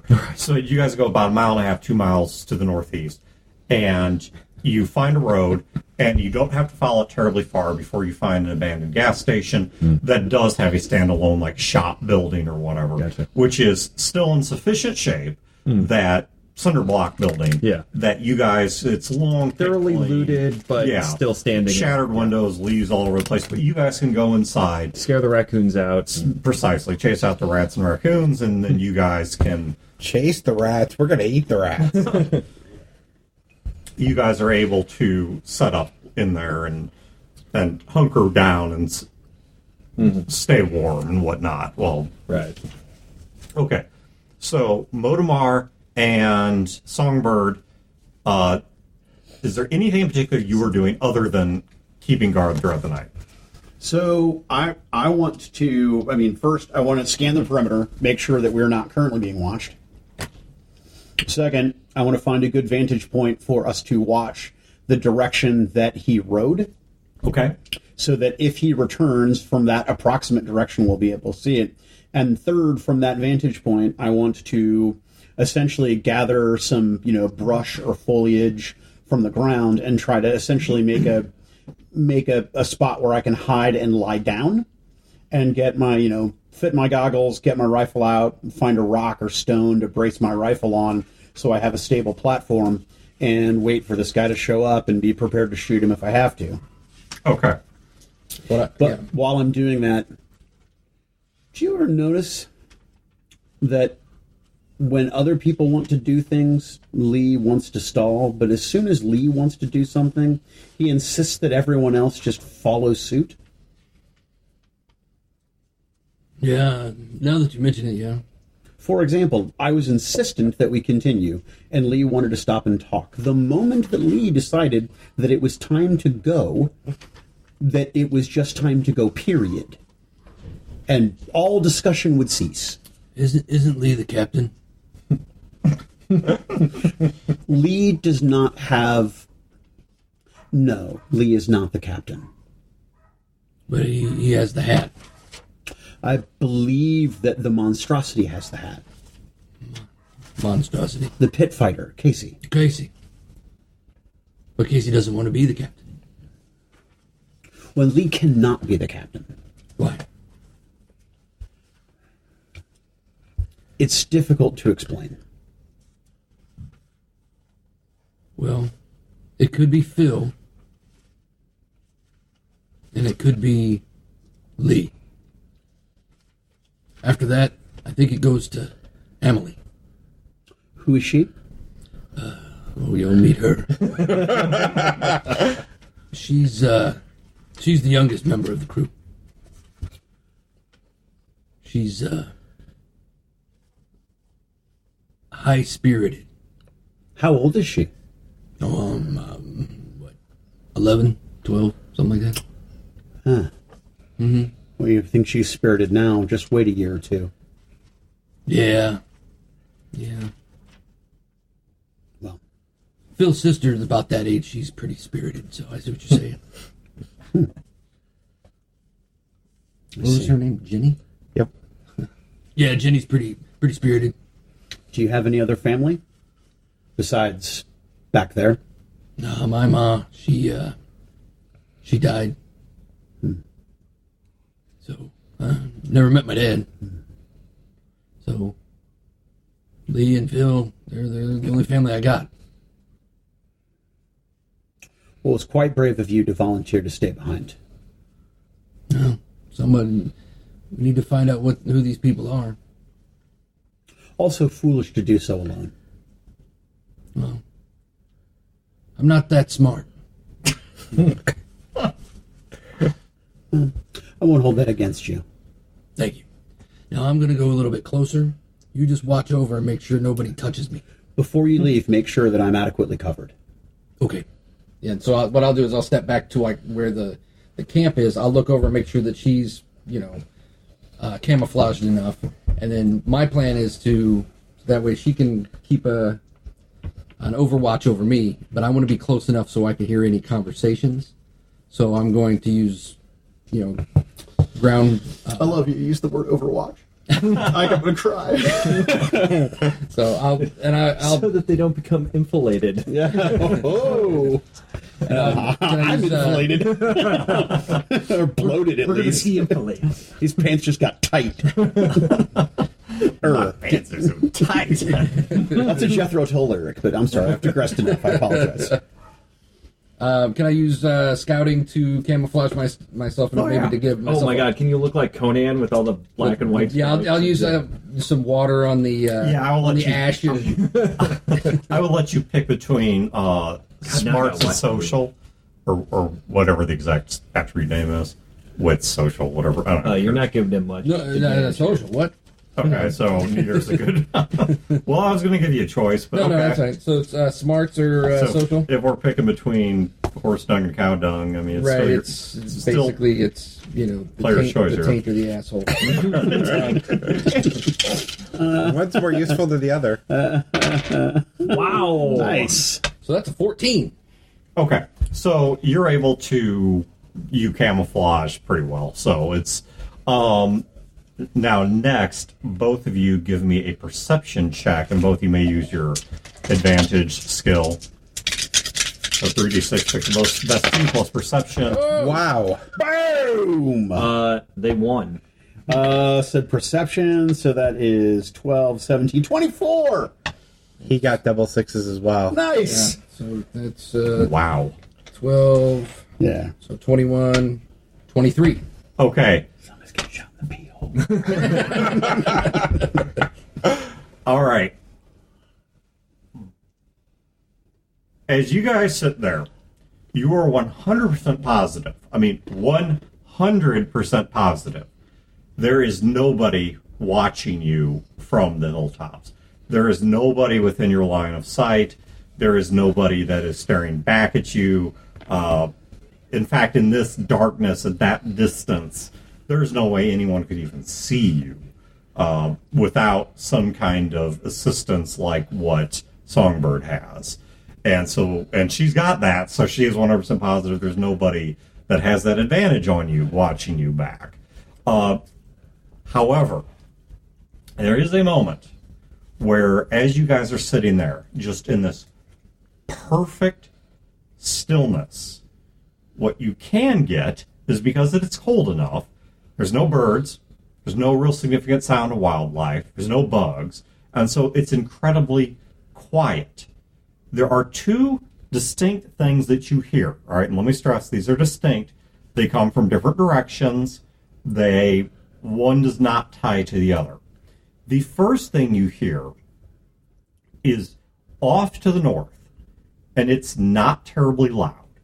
And you think it's not terribly loud because it's at distance, not because it's not a loud noise. You hear a very quiet, low boom, almost like the sound of thunder. And it does sort of rumble a couple times. It's very faint. It's very quiet. This is definitely not gunfire. Whatever it is significantly heavier than that. You don't see, in terms of weather, which both of you are pretty good at following, any signs that there is a thunderstorm to the north. And you only hear it once. And you said it does not sound like gunfire. Correct. It is absolutely not gunfire. Gunfire has a much higher pitch crack to it than that. It's a low noise. The second thing you hear is a couple of minutes after that noise, you do catch off to the east a brief moment of a voice talking, not loud enough you can make out what it's saying, but a brief moment of talking that suddenly gets hushed. Reminds you very much of the times that you guys have let your voices go a bit and one of you's had to hush the other. And it's off to the east, once again, very quiet. Do you intend to do anything about either of these two noises? Now, whatever you heard from the north is well past, unless they kept going and just rode on without you, is well past wherever your friends are bunkered up. What you heard to the east is a completely unrelated ball game and is within range that if you wanted to, you think you could try and sneak your way there. All right. I look over to where Songbird is. I can't see her, but I know that she's looking in my direction. Yes, and you know she can probably see you. All right. So I'll hold up my hand like holding up like 5 fingers. Like, hold on a second, and then I'll point at my ear, and I'll point to the east, and then I'll make the wiggly fingers like I'm walking over there, and then watch me. All in hand signal. All right. I do not respond. Okay. And then what I'll do is I'll start sneaking in that direction. Okay. Give me 3d6 plus agility. Or 3d6 best of 2 plus agility. Okay. That is a 17. Okay. Boom! So a 17. And what is your... sorry, they're going to counter check on you. What is your speed? My speed is 6. Okay. And Dan, to be clear, I still have line of sight to him, correct? Yes. Okay. Okay. And, Motomar, you start... Now, he's starting to move toward the crest of a hill. If you do not also advance, you will lose sight of him. Well, fuck. All right, and then I will definitely break camouflage and start moving in that direction, but try to do so stealthily. And I would recognize that she would lose line of sight on me.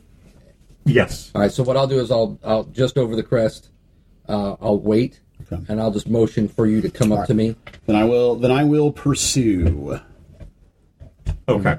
And then once she's there, then I'll inch up just long enough to see if I can see anything. Then I'll come back and I'll say, I don't see anything. Maybe you can. All right, I'll peer up over the crest and see if I can see anything. Okay. Peering up over the crest, within a few hundred feet of you, you can see the 3 individuals that you saw before. Mm-hmm. And their horses are not with them. You don't know if they've got them over a farther hill or where they're at. But the 3 individuals you saw before, 2 of which are holding rifles, some kind of long rifle, shotgun, you're not sure what. Right. And one of which has a hand up like he's holding the handle of a revolver.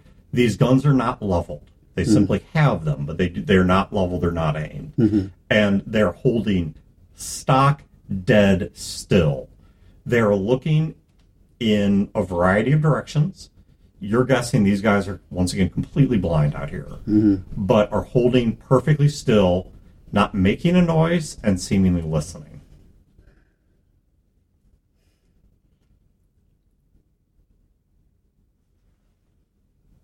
I hold up 3 fingers.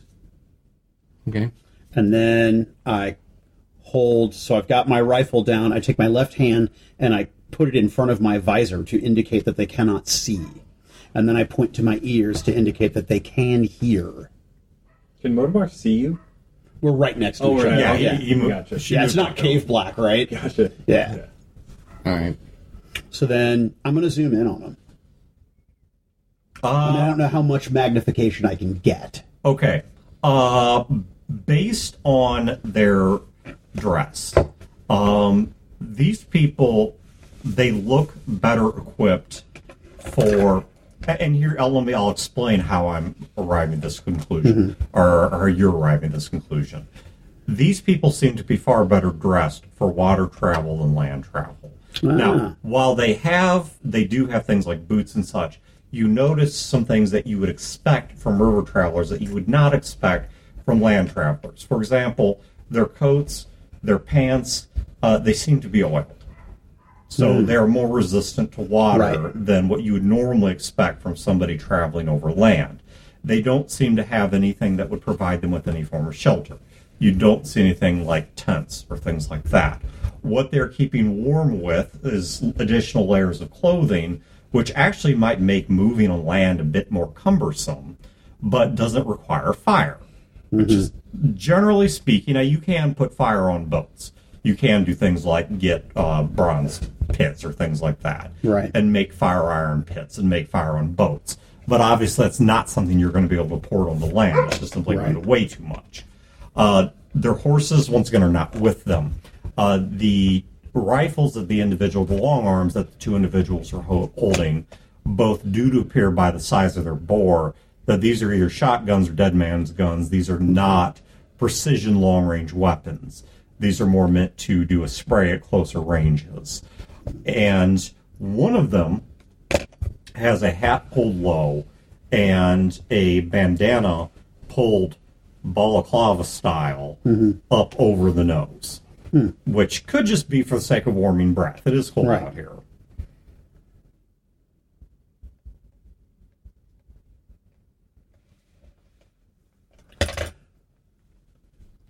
So I'm going to tap two fingers to my mouth and then shrug a shoulder at Motomar. Like, and then I mouth the words, should I say something?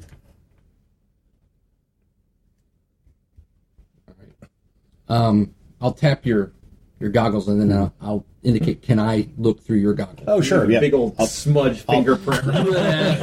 I'll lick one of the lenses. Greasy thing, like falling down the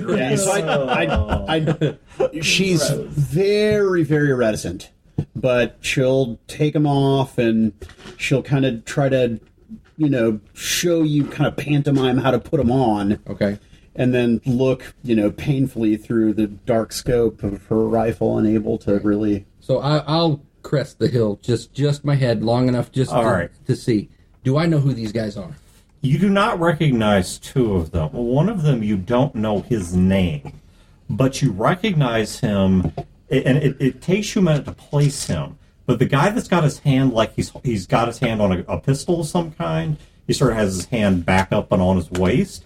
You recognize this guy as someone that you remember Pops socializing with.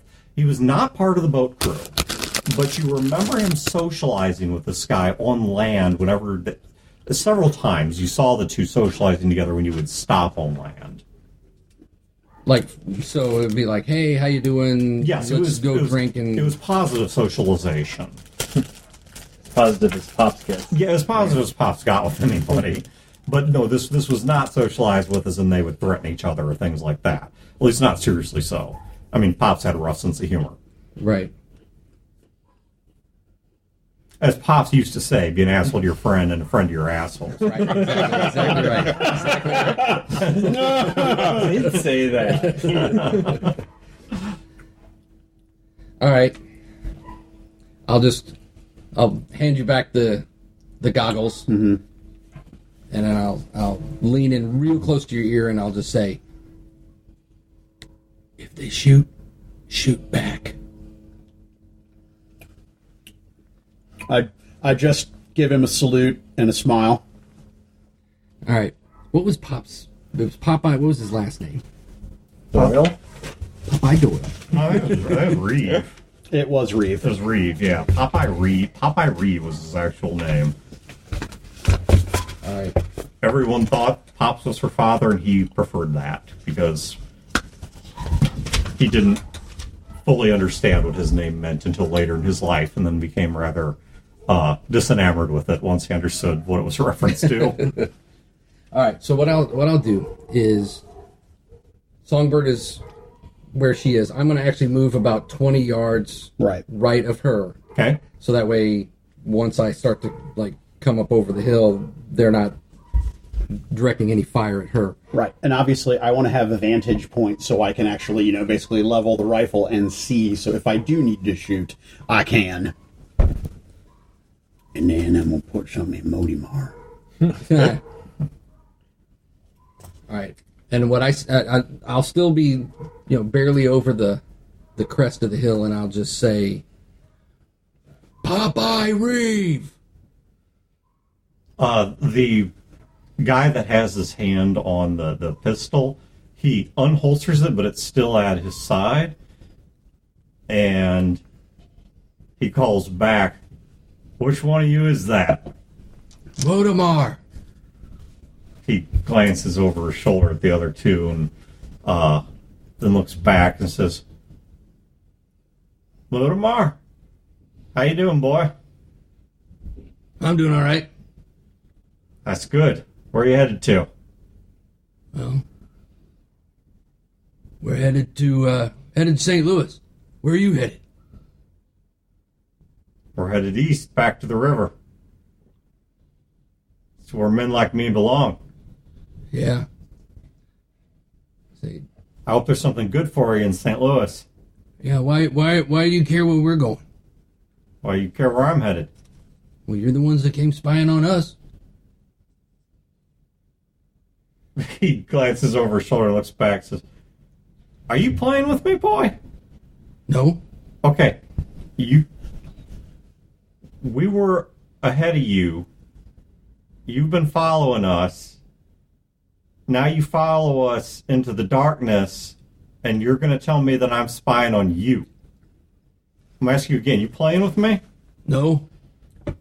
Then You guys turned east. We didn't follow you.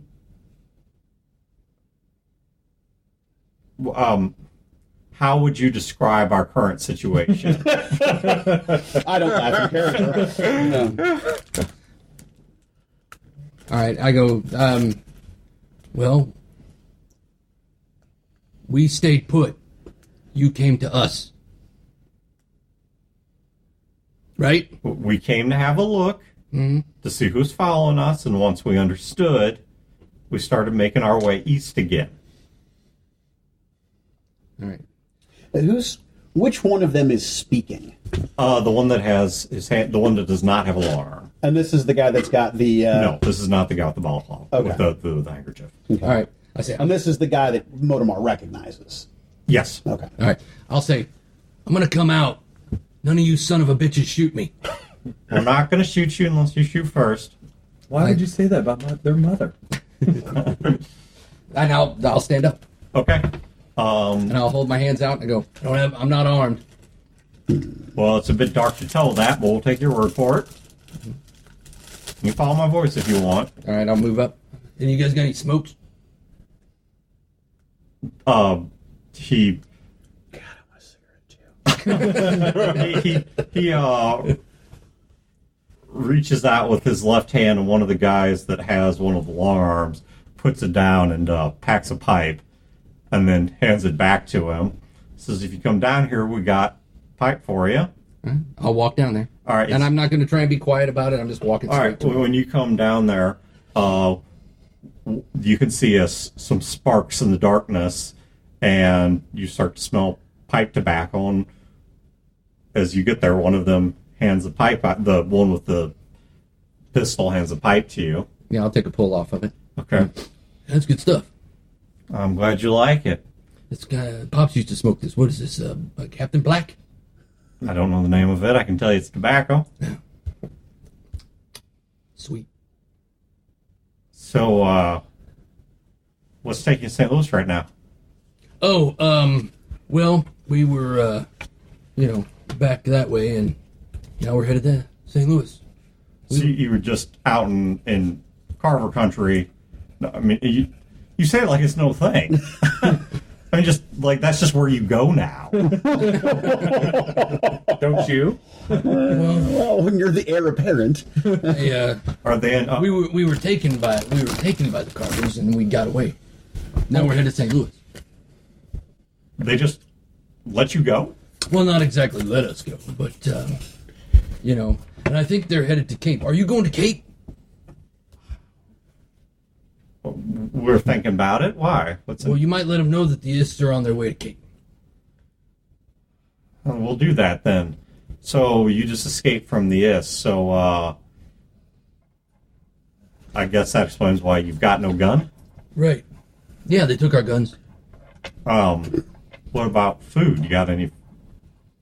We had to. Well, I think I got like a 50-year-old zigzag here.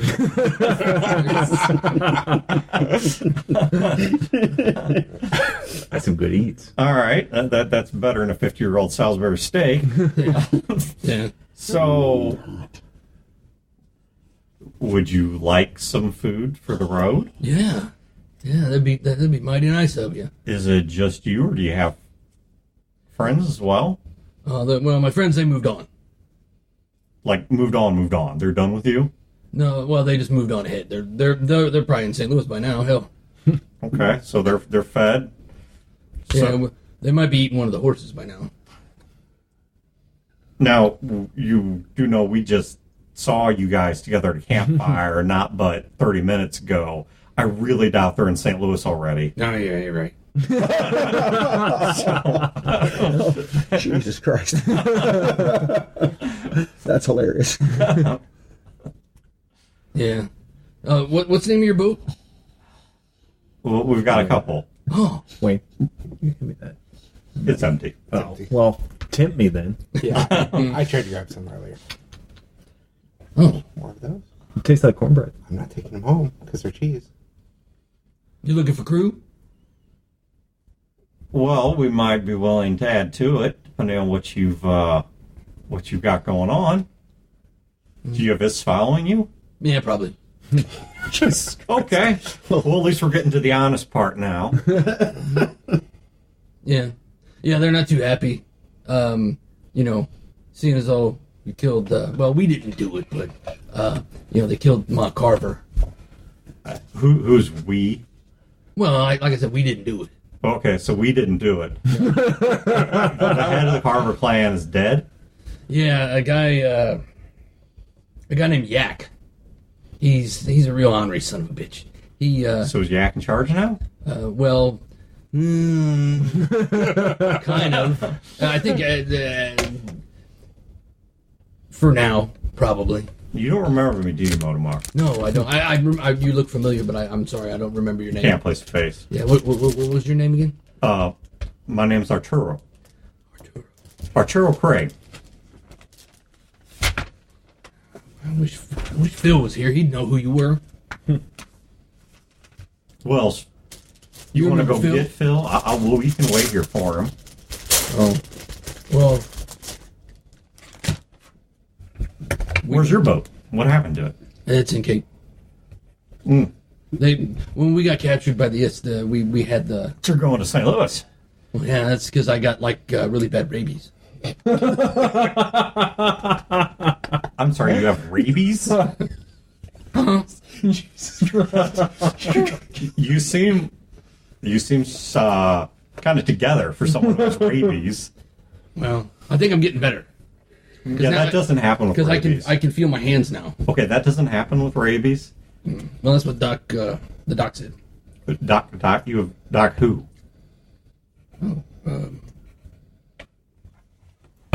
Doc Marshall. Doc Marshall. He kind of glances back, says, "Lillian's a doctor now." No, Lillian's sister, Sonia. She's a doctor. She's a doctor. Yeah. And she's with you? She? Mm-hmm. All right. Well, seems You like... want to come talk to them? We can. Obviously, they're not in St. Louis right now. No, obviously not. Well, I tell you what, Motomar, there's one of two things that can happen here. Mm-hmm. Either I'm going to continue east and I'm going to get back to my boat like a captain should. Sure. And you and your friends can come with us. Or you guys can continue on your way to St. Louis, and I'm going to go to my boat that way too. It's just a question whether you guys want to come with us or you guys want to keep on your way to St. Louis. Okay. But either way, I need to get back to my boat. That's fair. Well, I can go tell Philip and Lee. We lost Joe. Where is he? He's dead. Well, they just killed him. He pauses for a moment and tips back his hat a little, kind of scratches his head like he's thinking. You want to tell me about that?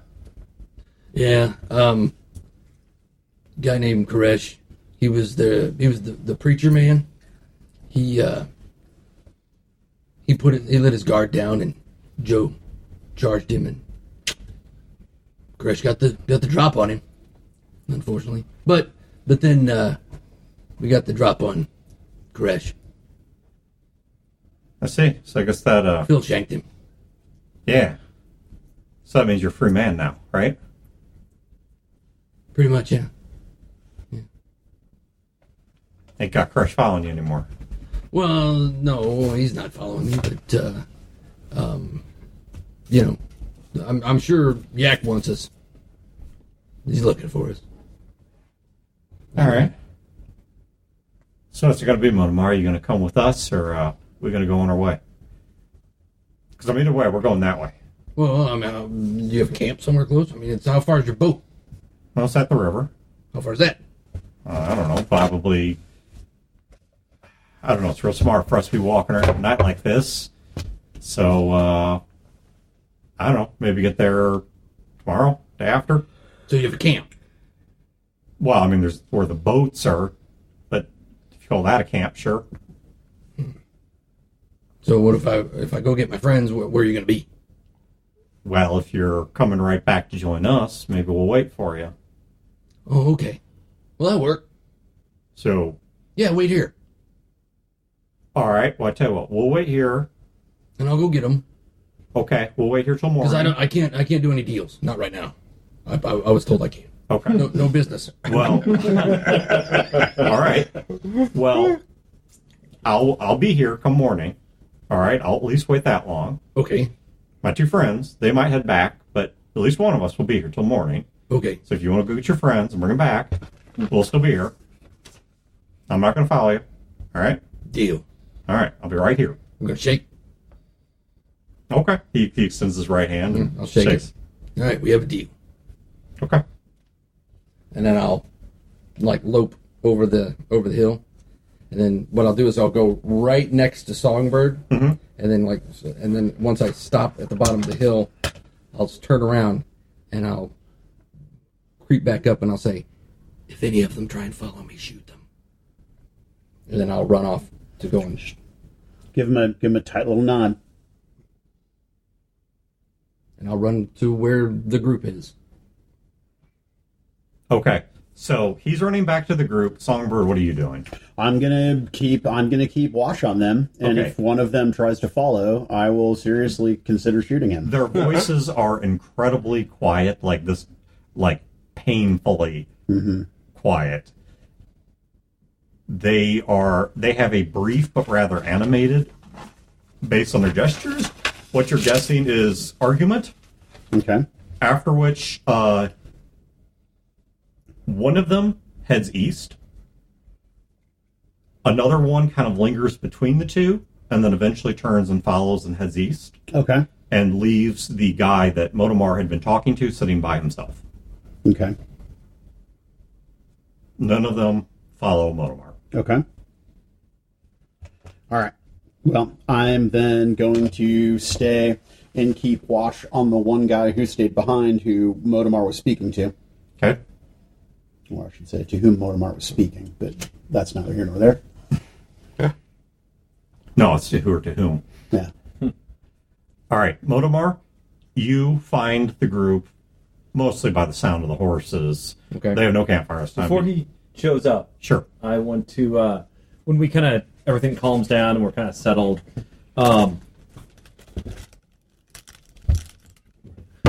sorry. Gracious. Yep. Settle down, Beavis. What is Dr. Marshall doing? After she changes the bandages on Philip's wound, she's really not doing much in particular, but trying to stay close in with the group for the sake of body heat, and occasionally muttering about being too old for this. I go up to her. I go, Dr. Marshall, can I talk to you in private for a few minutes? Why not? She gets up and follows you wherever you go. We go into the gas station proper, I guess, the convenience store that's all stripped out and stuff. Okay. I want to give you this. And I tried to give it to you before. It didn't go down how I wanted it to, or I'm sorry, this is very hard. Here. And he hands her a book and a handkerchief. She takes the book and handkerchief and she says, "You're going to have to excuse me, but it's way the hell too dark out here. Can I ask what this is?" It's your sister's songbook. You know, I didn't really see much life outside of St. Louis until this. I mean, I spent most of my time there. If I go anywhere, we had everything we needed right there. Yes, we did. It was Lillian that wanted to travel, to wander. I'm still not sure I understand why. I still wish she hadn't. I would much rather have things the way that I imagined they would be if she'd stuck around. But the one thing that has changed is having seen what's out here. I don't blame any of you for her death. I don't think I understood just how much chaos there is out here. How unpredictable things are, how quickly things change. There's St. Louis, I mean, there's a rhythm to it all. It's the machine. Sure. And you know which parts of the machine to stay away from if you don't want to get caught up in it. It's not like that out here. If that's the machine, this is the wild. It is. Things grow and I don't know. I'd say I forgive you, but I don't think that's the right word. To forgive would mean that I had something, or have something against you, and I don't have anything against you. Maybe I don't understand it, maybe I don't like it, but I don't blame you for it. She did what she wanted to do. And this place claimed her. I saw a claim Joe. And I saw what it meant for it to claim someone that meant something to you guys and didn't mean a damn thing to me. And not that I'm saying my sister didn't mean anything to you guys, but there's something really different about providing care for someone you know and someone you don't. Back when doctors were a lot more common, did you know it was really typical that they wouldn't even let doctors care for people they knew? Because I guess they were worried it would affect them too much, or maybe they'd get upset and not provide the right care. Or maybe they'd let their other patients slide, I don't know. But they wouldn't let them do it. It was part of their ethics. I mean, we don't have that luxury anymore. That's how it used to be. I understand why now. But when I had that distance, I was able to see what it looked like when somebody else got taken under by all of this madness. I had that distance too. When I was in St. Louis. I mean, I wasn't a doctor or anything. No, you don't. You know, some of the houses, they have merchant ships. They have docksmen. We don't have to keep doing all this.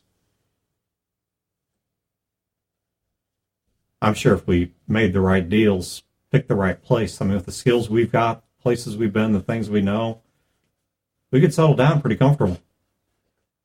We wouldn't have all this chaos.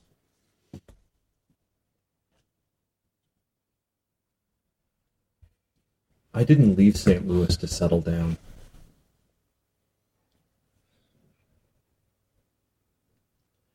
Did you leave because they had you on a leash? Because they had you under a mask? You're out of that mask now. You know, you can be in St. Louis on your own terms. It is chaos out here. And people are dying and killing each other. It's horrible. And I saw it. I didn't see it. I didn't see like how Joe died. I didn't see any of that. But I saw the reports, the numbers, where things went, why they went there.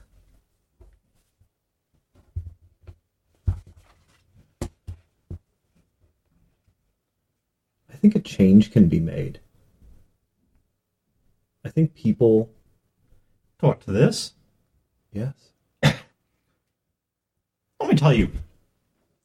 Give me a little slice of life here from my perspective. Because you've been, not counting your recent visit, you've been away from St. Louis for a while now. So let me give you kind of a mind Dr. Marshall moment here. So just a couple days ago, I was standing at a cave you could barely squeeze into sideways, at a pool of water, with some guy who thought he was a prophet right out of the Old Testament, who, from what I understand, at one point in time, was probably a perfectly reasonable and decent man who was the pastor of a church. And now he thought that he was one of those people out of the Bible he used to preach sermons on, working for a woman who considers herself the adoptive mother of a bunch of psychopaths.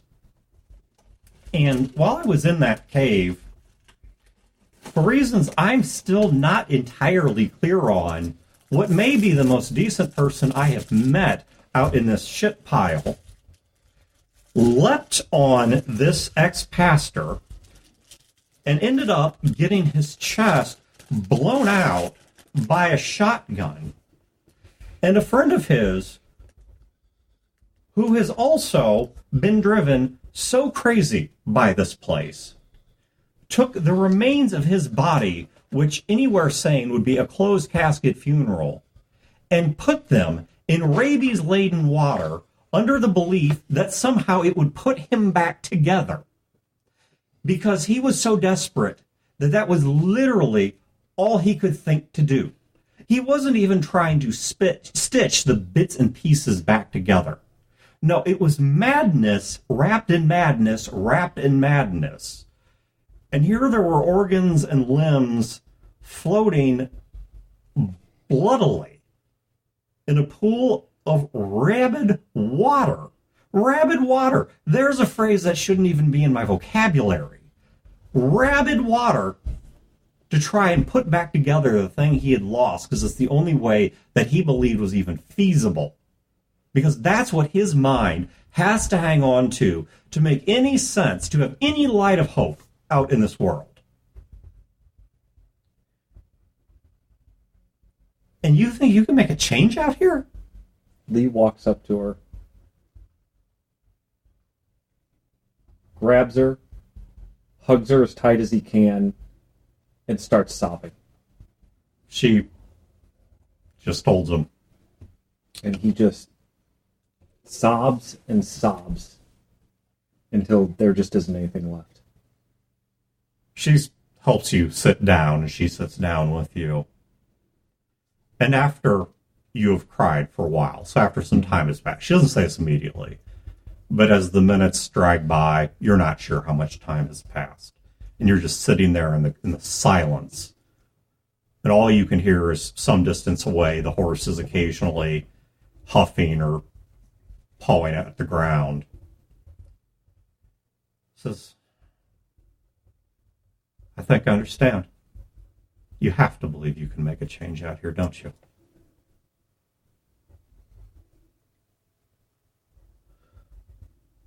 That's your rabid water.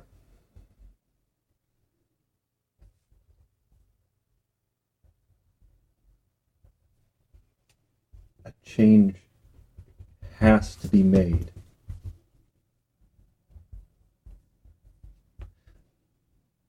I'm not George Washington.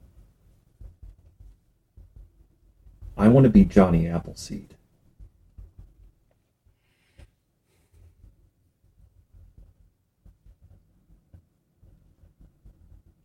All right.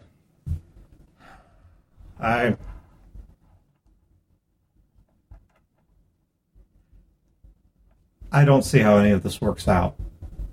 That's just honesty.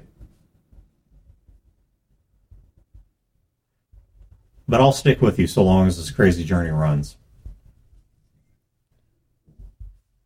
Thank you. Motomar, you come on your way to tracking the group. Okay.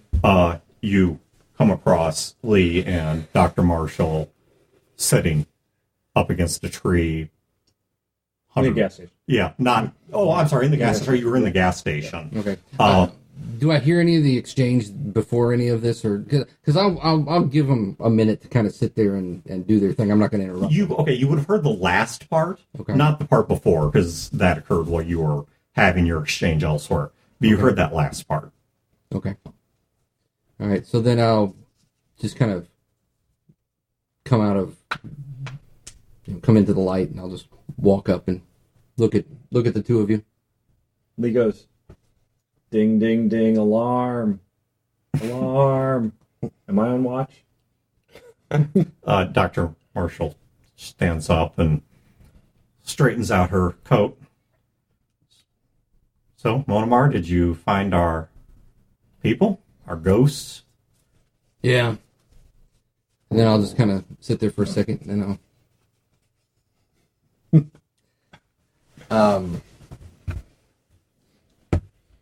I'll just act like nothing's going on, the moment and whatnot, and I'll just kind of say,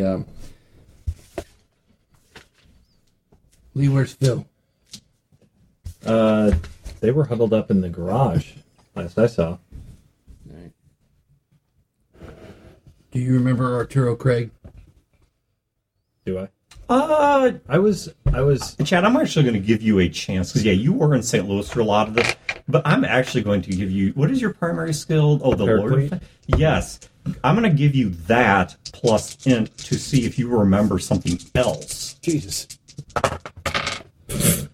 Well, you I'm upset.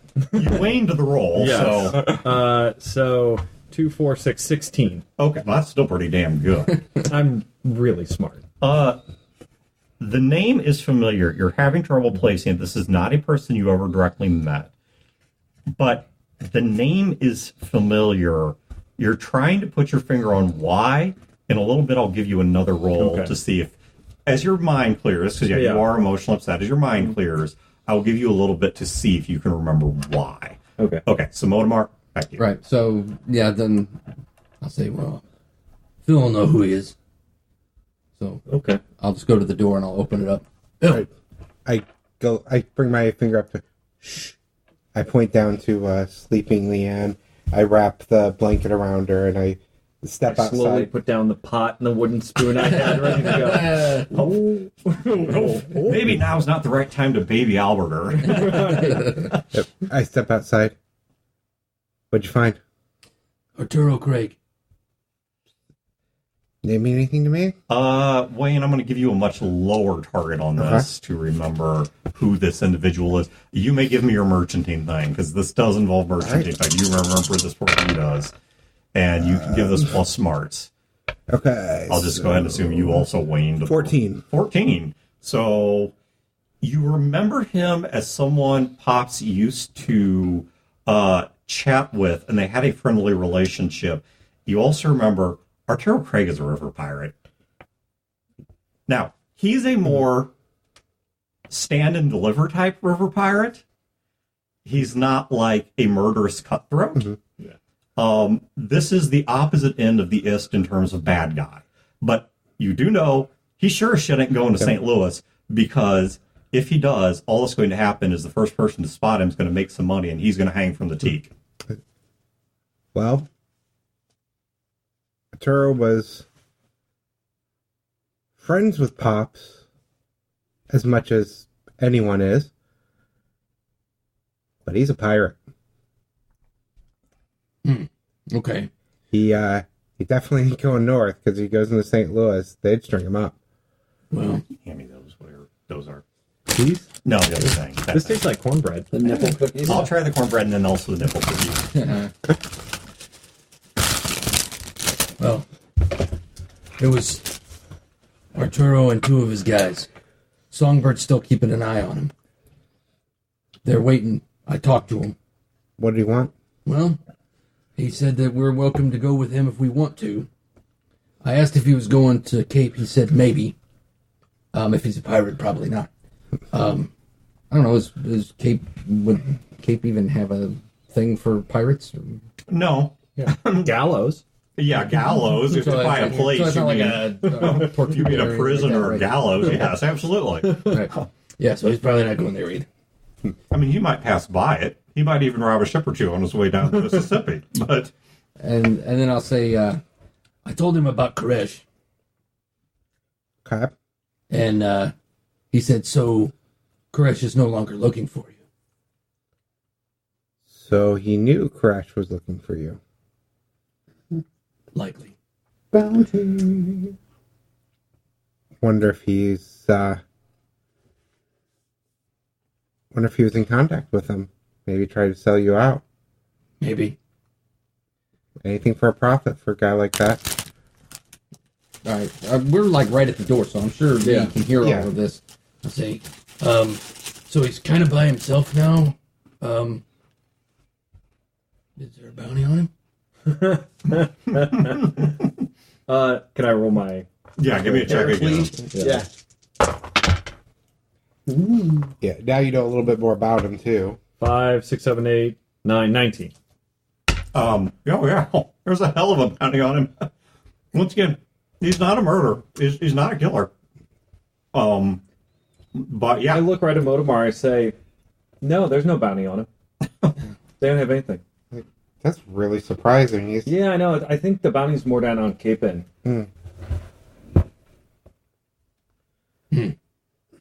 Son of a you son of a bitch. Oh. I don't. He wants you. He wants you to come with him back to the boat. I don't trust him. Well, I said I'd come and get you guys so you could do the talking because I can't do any business. I told you I was going to lie this game. He knows something and he wants You something. delivered.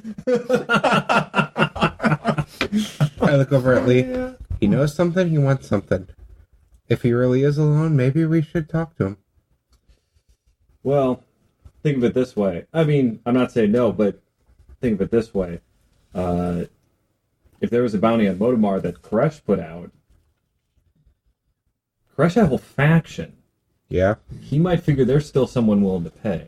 Well, Arturo knows that Mark Harvey's dead too. There's always someone willing to pay. Casey says, if I may point out, two of you also still, to the best of our knowledge, have rabies, and we have a lot of complications. We really want another complication. I'm not saying we bring him with us. I'm not saying we go with him. I'm saying if we're going to pack in here for the night, he's just over there. We can go talk to him Well, for the night. let me ask you this. What do we want from him? What can he offer us? Yeah, I mean, I this was thinking situation. about that before this conversation Okay. occurred. Yeah. I'm curious if he has information. He won't know about what's going on in St. Louis, probably, because he's been out on the river. Right. But I don't believe the story that he just stumbled across us or that he thought we were following him and came back to see it. I don't believe any of that. I think he wants something from Motomar. Mm-hmm. I'm curious what it is. Recruit him? Very I mean, possibly. He says he said he was looking for some crew. why did Pops have Motomar? I mean, not Pops loved you and he loved everybody in the weird way that Pops does, but as far as your function on the boat, what was it? Is it?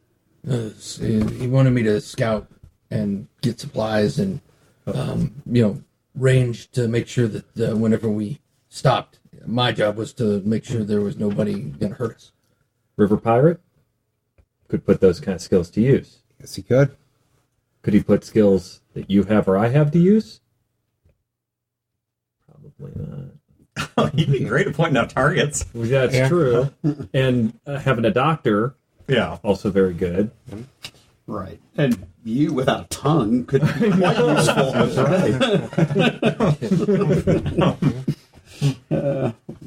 I'd be running that ship. If you can give your sworn testimony in writing. Like I said, I don't trust him one bit. Question is, do we get Songbird and just leave him there in the woods, or do we? Is Songbird supposed to like come back? Or Well, I'm supposed to go and either go get her or can go and talk to Arturo. does this guy hold us any personal grudge? He didn't seem to. He was a friend of Pop's. Okay. That's how I got to parlay with him, right? Did Pops Yeah. hang out with a lot? I'm really proud of him. He's a man. As I catch what you started to say, Pops is a man of the river, and so is Arturo. Pops had some questionable people that he hung out with, Sure. but did Pops hang out with a lot of people like that? The river folk. Yeah. There's mutual respect among river folk. Phil, reading between the lines, as much as you understood the history that Pops and Arturo had, once again, Arturo is much more of a romantic pirate. Right. He's not a monster. Now, I'm not saying he's a good person, but I'm just saying he's no Ist. Right. And nor is he really probably any of the points between Ist and whatever. He's not a river bandit. He's not, something like that. But what you recall of the story is that Arturo actually at one point, somewhere back in history, successfully had at arms Pops and his boat and was going to rob him. And apparently the two got in a tussle and somehow got to talking and then drinking and became friends and went their They separate kissed, ways. And then, And I share the story. It's just this really bizarre, Yeah. and Pops never told you the entirety of the story, and it was probably never quite the same each Right. time he told it.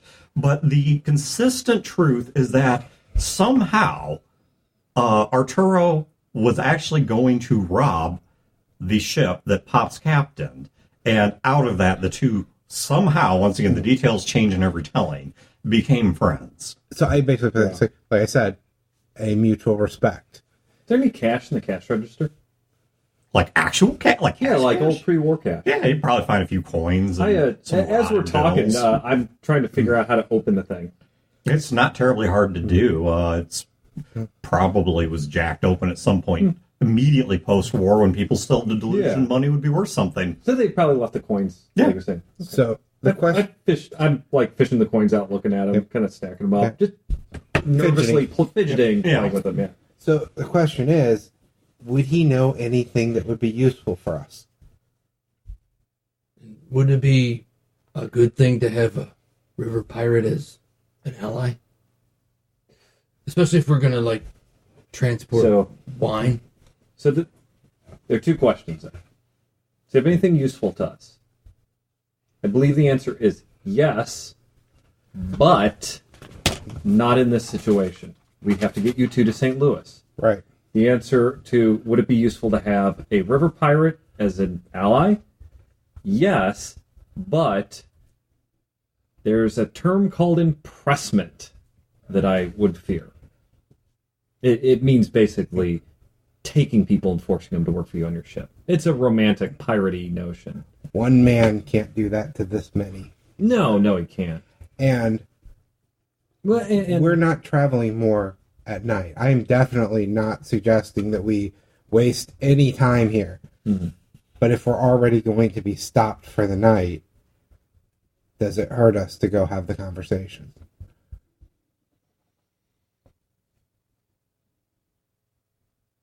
I don't think it's a trap.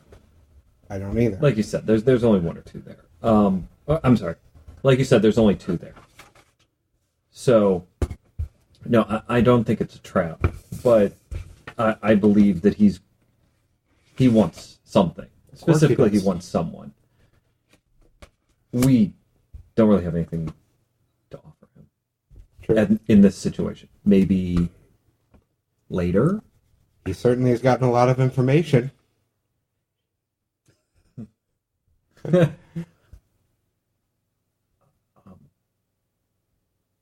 don't see the harm in talking to him necessarily.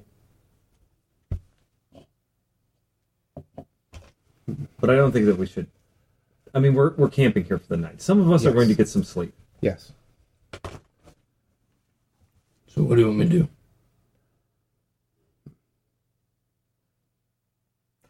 Okay, so yes, no question. Is anyone going back to talk to him? Well, at the very least, I would go back to get Songbird. and bring her Right. back. Yeah, that part I know.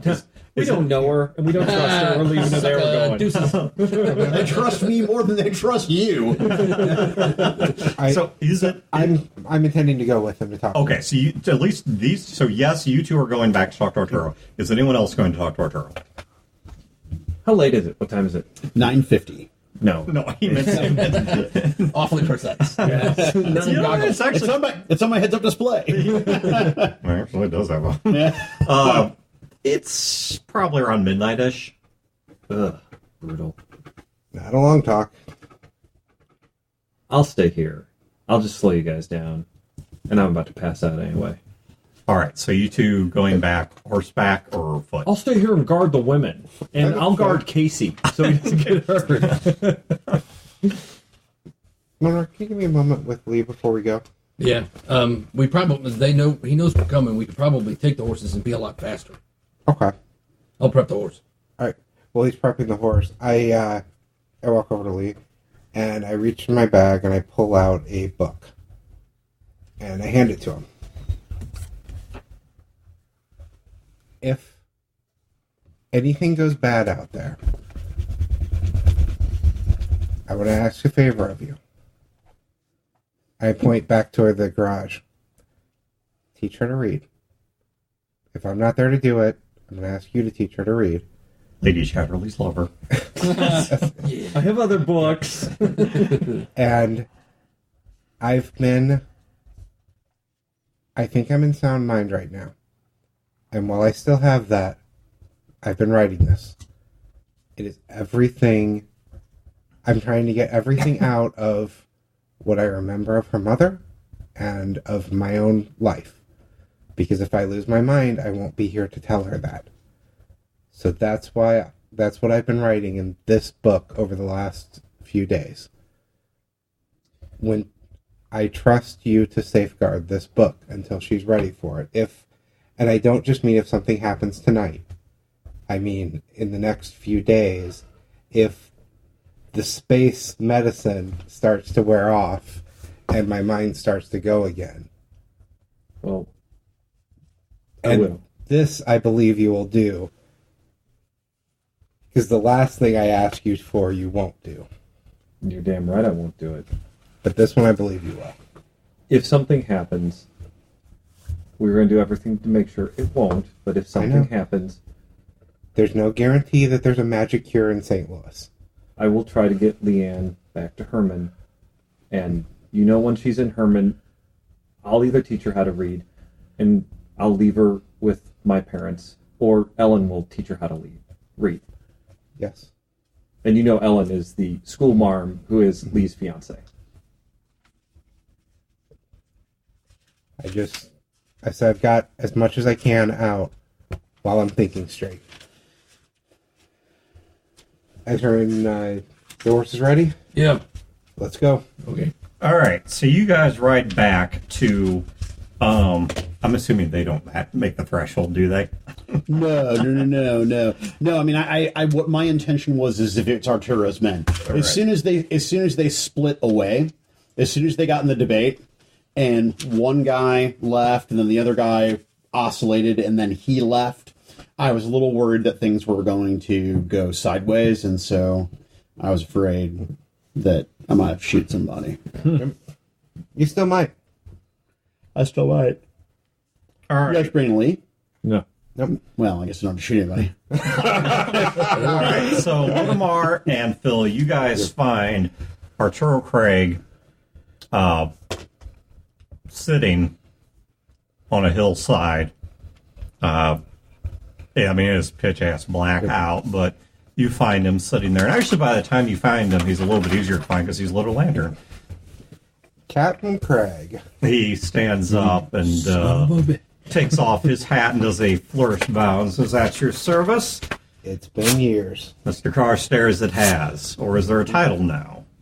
No title. Is there a Mrs. Carstairs? Nope. What a shame. There are many. So, what brings you around these parts? Keeping a promise. Promise to who? All right. Thank you, Brodor. Made a promise a long time ago to Pops that I keep an eye on you guys. And seeing as you ain't been on the water for a while, I had to get a little creative. What is wrong with you people? Singes the nose. Well, that might explain why you got so far from the water. How long till you get back on it? Hopefully soon.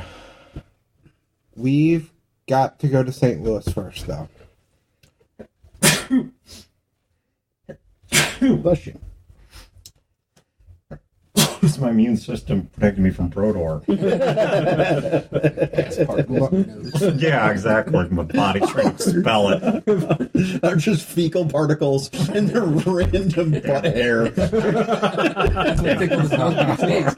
thought it was a pube, but it was a little too straight. And it had a dingleberry.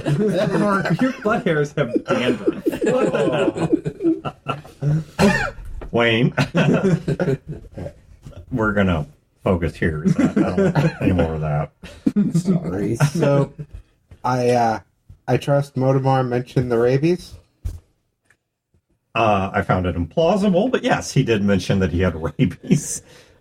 It's real. You have rabies. What makes you... Okay, rabies is diagnosed by symptom.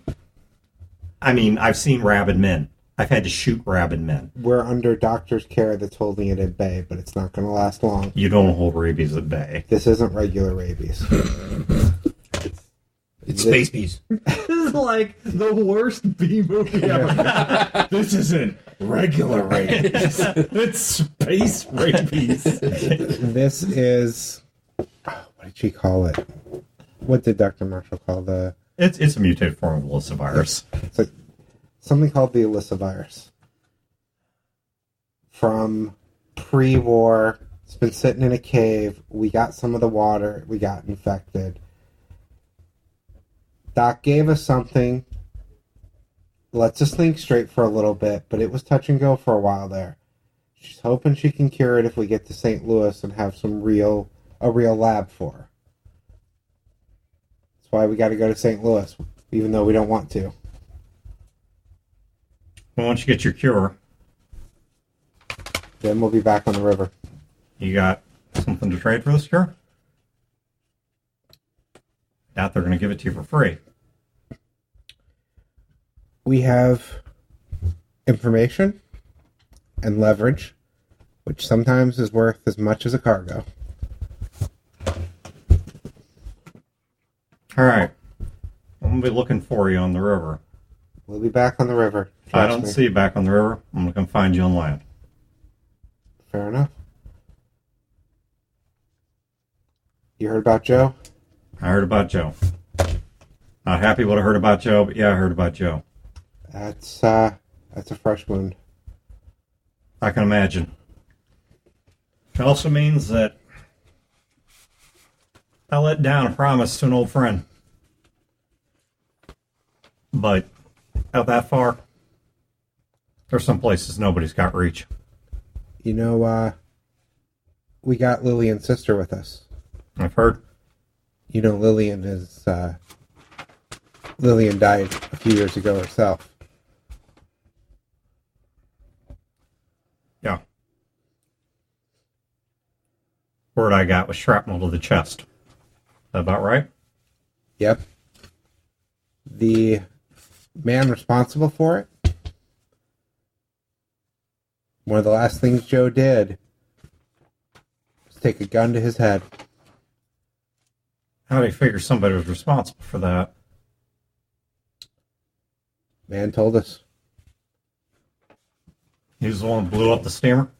It's the one that sent people to do it. They were trying to get Lily's book. Phil, you got a gun? No. It's took him. He. I got a cutlass. You can see it on the side. Why don't you go ahead and draw it? I pull out the cutlass. You want to kill somebody who's responsible for a death. You know, some things there moved a little faster than they should have.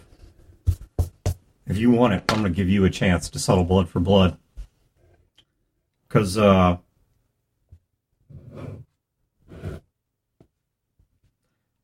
Pops asked me to attack the boat. I didn't get there fast enough. I wasn't the one that did it. But I was supposed to attack Pops' boat that... Well, he asked me to set a trap for him to take the boat down, make the whole thing look really convincing, like he got attacked out there on the river. You know, rough life. Get him out of some deals, bad deals he didn't want to be part of anymore. So I agreed to do it. And so I set a trap for him. Only thing is, night goes by, 2 nights goes by, his boat never comes. So I have some men start scouting up the river. Come to find out that somebody else got there first. And apparently blew up that steamer looking for Pops. I don't know why. Blew up that steamer looking for Pops. Got Lillian killed. So if I'd just had my trap maybe a little bit farther up the river, maybe hadn't trusted so many things to chance, then you'd have been attacked by me that night. Except things would have gone a little different. I might have had to rough you up to keep things looking good, but... You'd attacked the right boat. Well, nobody got killed. I wasn't... No life taken. I wasn't going to take the life of plenty of those people that Pops loved. I might have done what I had to just to make it look good, but you'd have gotten dumped off somewhere downstream, all limbs attached. I put the cutlass away. I look at him. There are some things we do that lead to the death of others that we'll never be able to forgive ourselves for. But that doesn't mean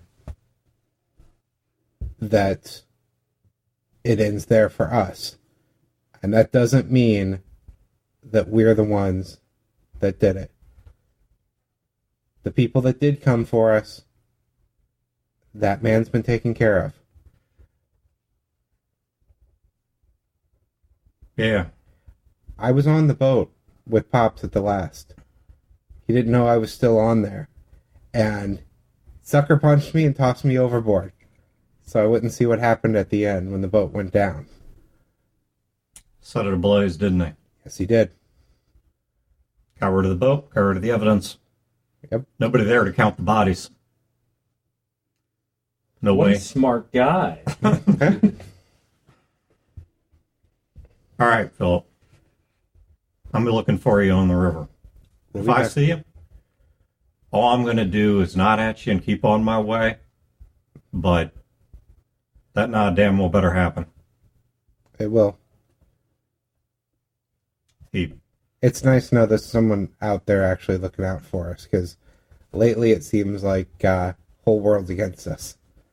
St. Louis, the Ists, Phil? fucking space people. Yeah, I'm not sure I buy the space people thing. Thank you. But, look, I'm ask you a real simple question here. The Vine, new ship? Yep. Never been robbed, has it? No, it hasn't. You're welcome. I've been watching out for you for a long time. I believe Just first time I've had the chance to talk to you face to face about it. I believe that. Much obliged. I owe it to somebody.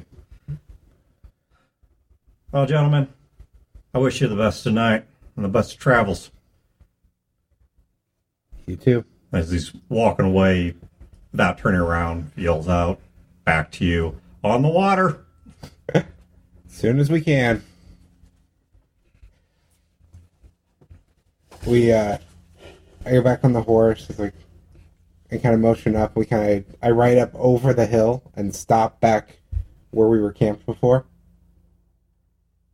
You've Motomar follow? Oh yeah, yeah. All right, now we're Songbird. Oh, she's coming. She's A watching. knife on your neck. She's watching us all the time. As you're sitting there, just there's bullet holes buried in the trees next to you. I didn't have to miss. Yeah. At one point, your hat goes flying off.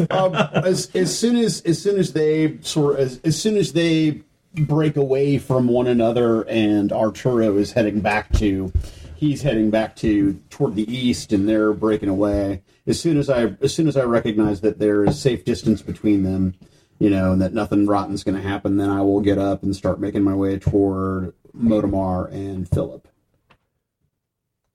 I kind of nod when I see her. So, anything we missed? Well, there were three. There was a bit of a discussion, and one of the men was arguing with the person you were just speaking to. The third man sort of kept out of it. Then the man who seemed to be the main dissenter broke away. Moments later, the second man followed after him, and Arturo lit a lamp and waited for you. Not sure who the other two are, but man's a pirate. They're probably part of his crew. So he likely has a price on his head. No. I assumed so. Lee said that there isn't. That's not what Lee said. He said there's no bounty. That's not what Lee said. What did he say? He said that you asked him, is there a big bounty on him in St. Louis? And he said, no, I don't think there's no bounty on him in St. Louis. Well, that's weird. You'd think that he'd have a big bounty on him. Well, yeah, maybe in Cape or something. Yeah, and I would not have called him Arturo because I actually don't know his name yet. Not in character. Maybe you look like an Arturo. He could have. I mean, he did kind of have that sort of Rico Suave look to him. Now I'm going to have that tune stuck in my head. Pare, arigo, smooth. Yeah. Freaking gonna be my lullaby. Lee doesn't think he had one in St. Louis. I'm assuming he's got them somewhere. But he's also kept all the pirates off of us when we've been on the river out of a loyalty to a man with questionable connections that we used to sail with. They had a respect. So what now? We go back. We keep going to St. Louis. We see about a cure. All right. Anything else going out here while we were gone? Nope. Just sat and waited. All right, let's get back. All right. I'm going to go just a little bit farther because I don't just. It's funny because I tell you, you guys do such a great job with RP. I have all my game notes here. They begin at your arrival in St. Louis. I really expected that. Like, there's no way Dan planned for this whole game to be a travel game. No, I did not. I assumed that the travel. I mean, I assumed there'd be some RP, but that it, you guys within the first 30 minutes to an hour would be at St. Louis, and I have all this plot written for what occurs in St. Louis, and so. I'll let you guys ask. I know we don't want to go a whole lot longer because of the time. Yeah. Do you guys want to continue just a little bit longer, or do you want to stop here? Do you have a good stopping point beyond this? Yes, it would be a little bit of a pseudo cliffhanger-ish sort of thing, but I love cliffhangers. Yeah, I think, and I think, the big whopper of a cliffhanger I had required you guys getting to St. Louis about 2 hours ago. And you quit your job anyway, so you're on cruise control. Well, no. So yeah. I mean, in I don't know. This whatever. Brodor has too much work ethic to be on cruise control. So well, yeah. Here's the thing: is that I it's very important to me to, even though I put in my notice, my team lead, which is basically my assistant manager, for lack of a better term, he's on vacation next week, and then my department RT respiratory therapist, he's on vacation the week after that. So it was important to me, A, to be there and be in the game, but two, I've got a lot of projects that are left undone. Like, I'm going to have to work Sunday I would work Saturday and Sunday from home if I could, but I have plans on Saturday because I have Star Wars, and then I have a going away party for a buddy of mine who's getting deployed. Yeah. And so I have to work on Sunday, so I'll probably work the weekends until I turn in all my codes and everything. All right. Let's get to Cliffhanger Light then. Yeah. All right, you guys. So Cliffhanger Light. All right, so you guys. Cliffhanger Island. You Cliffhanger. Yeah. So you guys continue northward towards St. Louis. Wayne, by the time that you guys arrive, your wound has basically healed down to a small amount of scar tissue. Okay. So you may remove that wound completely. All right, Motomar and Philip both. That's amazing. Your Keep poking it. What about the level 1 torso? I oh, had that's from also earlier? long gone. Okay. Yeah, any the wounds nipple either grow of you back? have is completely gone. So, all right, by the time that you guys reach St. Louis, first of all, those wounds are completely healed. Okay. Secondly, that burning sensation over time, so feeling at the extremities, burning sensation above that, that burning sensation moves upward and upward until it eventually reaches your innermost parts, like your chest and throat, where it is hell. And at that point, you guys do end up stopping for a little bit because you guys are just both in horrible pain. Okay. And Dr. Marshall ends up giving you guys a fair amount of morphine to stop that pain, to get you back moving, especially because riding bareback is not comfortable to begin with. This was a lot easier when we started. But by the time that you guys reach the edge of St. Louis, so you guys reach the still inhabited St. Louis suburbs, because some of the outermost suburbs are getting reclaimed by nature. Nobody really lives there. There's little pockets of civilization, but there's not much of anyone living there. You guys actually feel pretty much back to normal. Now, you're stuck with the knowledge that you don't know how long that's going to last. Right. But at least as things stand now, you have full feeling back in your body. You think completely clearly. You're not seeing hallucinations. You know, everything is, like I said, it's like it didn't happen.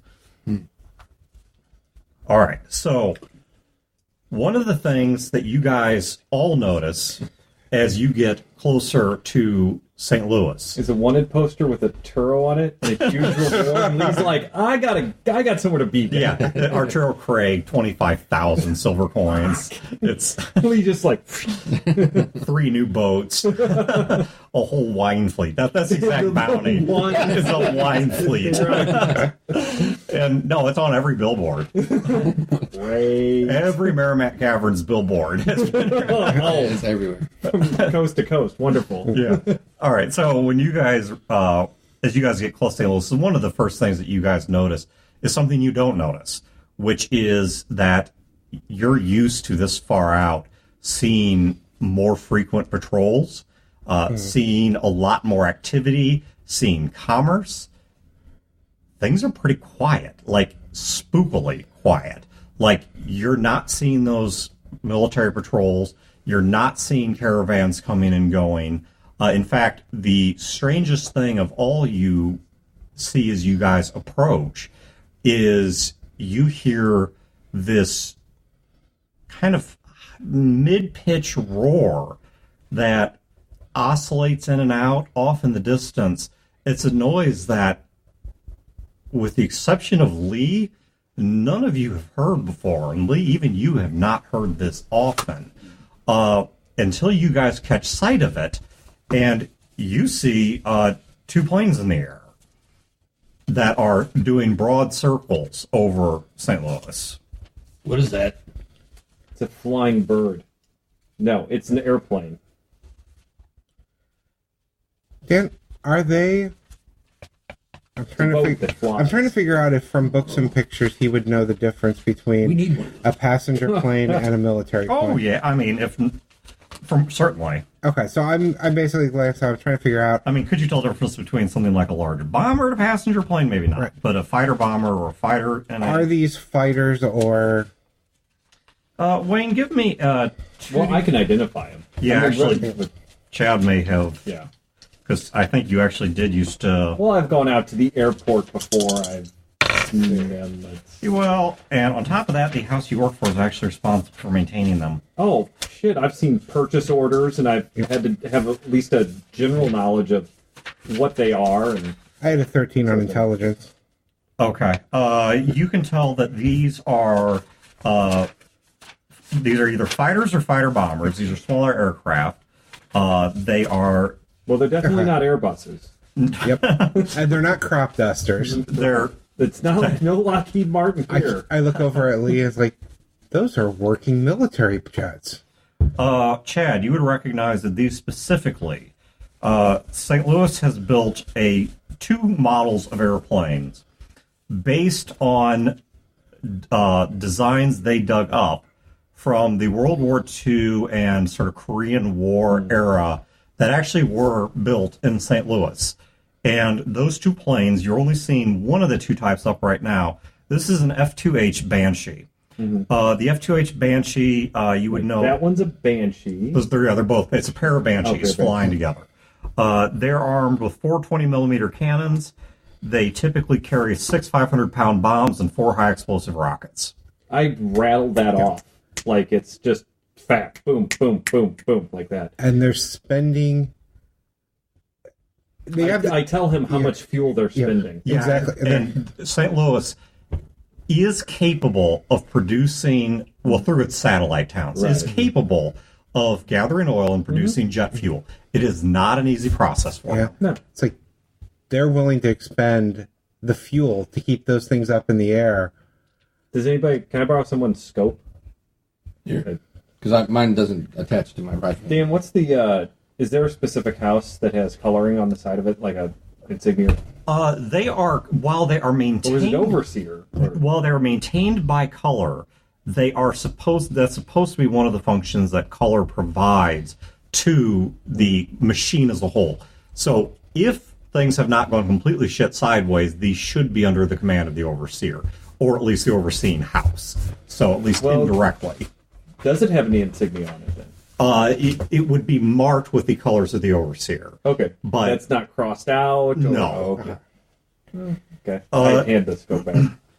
However, as they are circling, they do make a bank, so they kind of make a broad turn, and they break from the air patrol, and they're not coming right at you, but they are flying towards the southern part of the suburbs. I heard a low boom earlier the other day.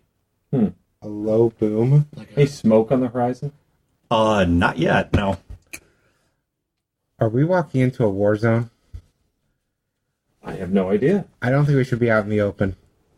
Probably not. So the boom that we heard to the north then was likely not dynamite in one of the nearby caverns or mines, but was far more likely the sonic boom of one of these banshees. They're subsonic. Yeah, Okay. it's far more likely a bomb being dropped. Okay. Yeah, they're subsonic planes. So Okay. the other model that St. Louis has is also subsonic. In fact, those are actually propeller planes. I mean, I might... So it's not making Super Hornets? No. Well, Because those are made here. I would doubt that they're going to drop a bomb on us, but they might... But they could fire the guns. Or Or call radio it in our position to... Exactly. So what do you suggest?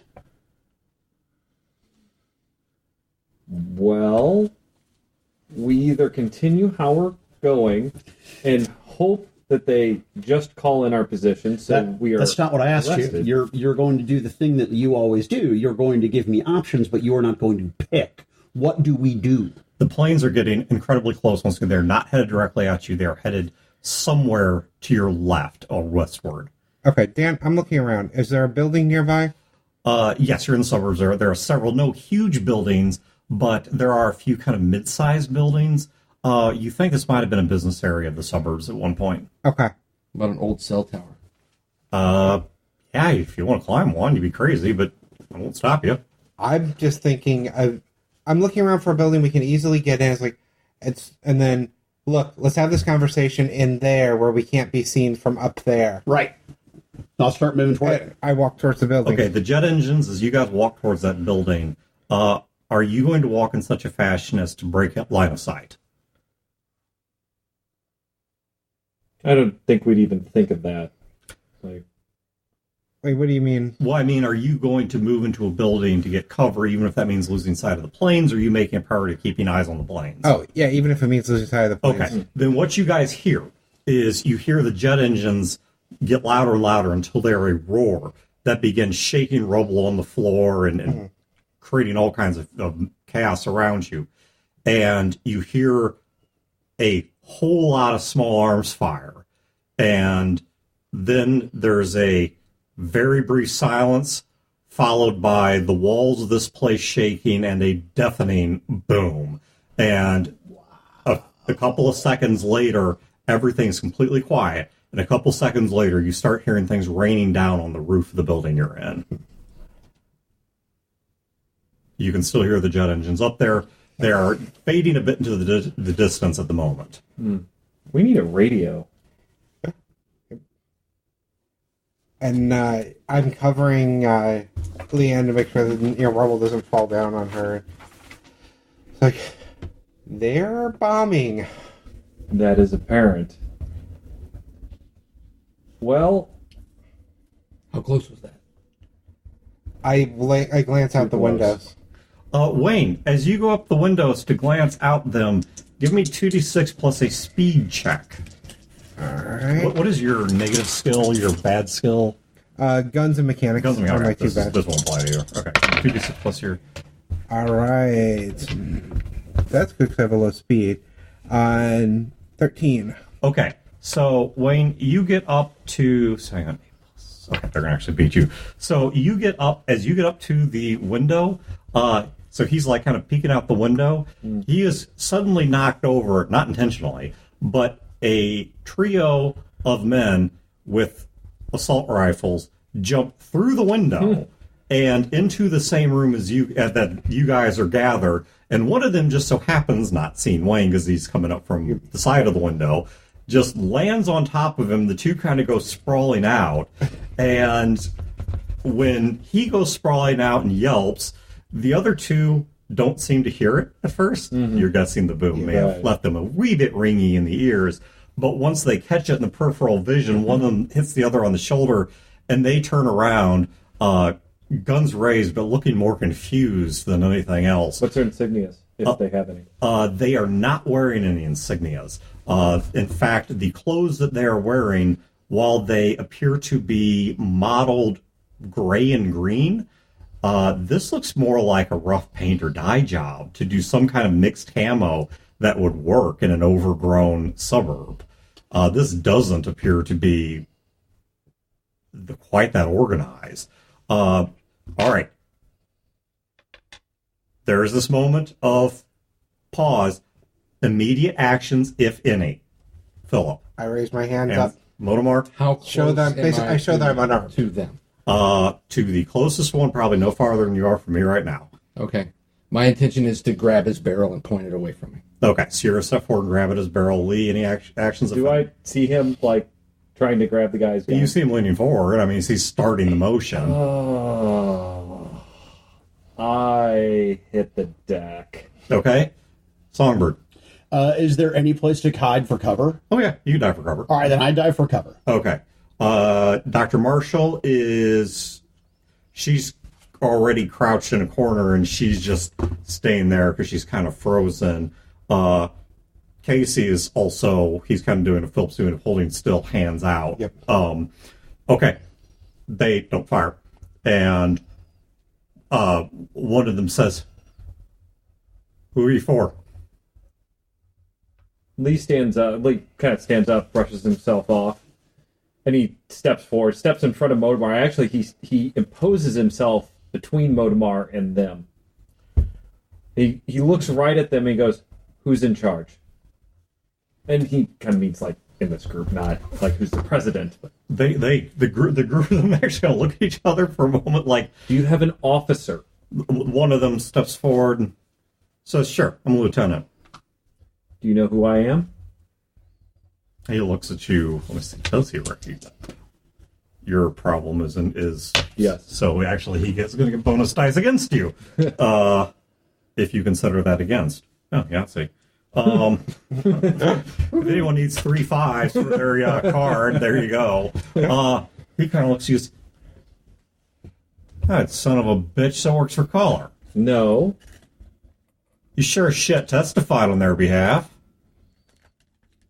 Okay, I was there. but we don't work for them. So what the fuck do you call it? Does it matter at this point? They're dropping bombs. Being their pawns like everyone else. Well, that's neither here nor there. How do I know you're not scouting this place, calling that shit in? Do we look like scouts? I step up and I get in the guy's face and I basically just try to intimidate him. Okay, give me a Social? yeah. Give me a social check. What's my reliability? That recantation? What was that? What? I forgot what we were doing with that. I think we were too clever for ourselves in that one. Oh, recognition. Oh, is It's it? the opposite of Oh. incognito. You're good at being recognized. You're terrible at not being recognized. Oh, okay. They oppose each other. Got you. Yeah, what you're terrible at is handwriting. That's right. I am. It's true. All right. 18. Okay. He as you're yelling at him, even though they're the ones with the guns, he kind of starts leaning back from you a bit, eyes sort of not rolling back, but you know, people kind of Yeah. do that look when they're somebody's right up in their face or So in the their head's rolling back a bit. when I see that I've got a foothold, I pivot what I'm saying Okay. and I start talking Role about. play style. What kinds of things are you yelling at him? I'm like, Because this is going to determine a lot about his Yeah. response. and I'm just like, do we look like spies? Do we look like we're scouting this place out? We're not even armed. Who do you think you are? You've got a mission here. We're in the middle of getting bombed. And when it clicks on him, when he hits that, Yeah. I pivot. We've got a medical emergency here. She's a doctor. You need to escort us to the hospital right now. And I say, which hospital? Okay. He stops for a minute and he's like, we're not even close to that part of the city. That's why we need you, soldier. That's why we need to get there. This is an important mission, an important assignment. There's only Do you one. think your men are up to it? We'll take you to the man that can do it. Let's go. All right. I don't even give him time to think about it. Gents, we take him to Winford. And Hopefully it's Winford, the nice guy, who can give us what we want, not Winford the butcher or something. Winford, the butcher of men. Right. So the three of them, then, as those jets are making a broad circle and seem to be coming back this direction, though, they don't appear to be on an attack run. You're guessing it's probably more, in fact, they're actually picking up a little bit of altitude, maybe simply to observe, but they're coming back this direction. Out in the streets, you can catch voices that are scattered, but the people that had been there, clearly anyone that survived, has started scattering to different buildings or taking off from the area. You can see one guy trying to drag an individual who's missing the lower half of one of his legs, and there's voices yelling, and they're trying to scatter from all this as the planes come back. I asked one of the soldiers, how long has this been happening? Couple days now. How bad has it gotten? And we haven't been in town. Don't have the full news from everywhere. But Full civil war, fighting on the streets. I hope so. Damn, do I hope so. I hope it's not near the hospital. Nah, they don't. I don't think they've gotten that far yet. They run you through the streets, and where that building used to be, you can see smoke and flames coming up from its bits and pieces. They run you through town. When the planes actually make their pass, they have everyone jump to the side, hide such that the branches of a tree and the overhanging parts of a building are obscuring you, and the planes pass by without doing much. They just shoot overhead, probably an observation run, and then as soon as the planes are gone, like, all right, go, go, go, and they start running you down the street again.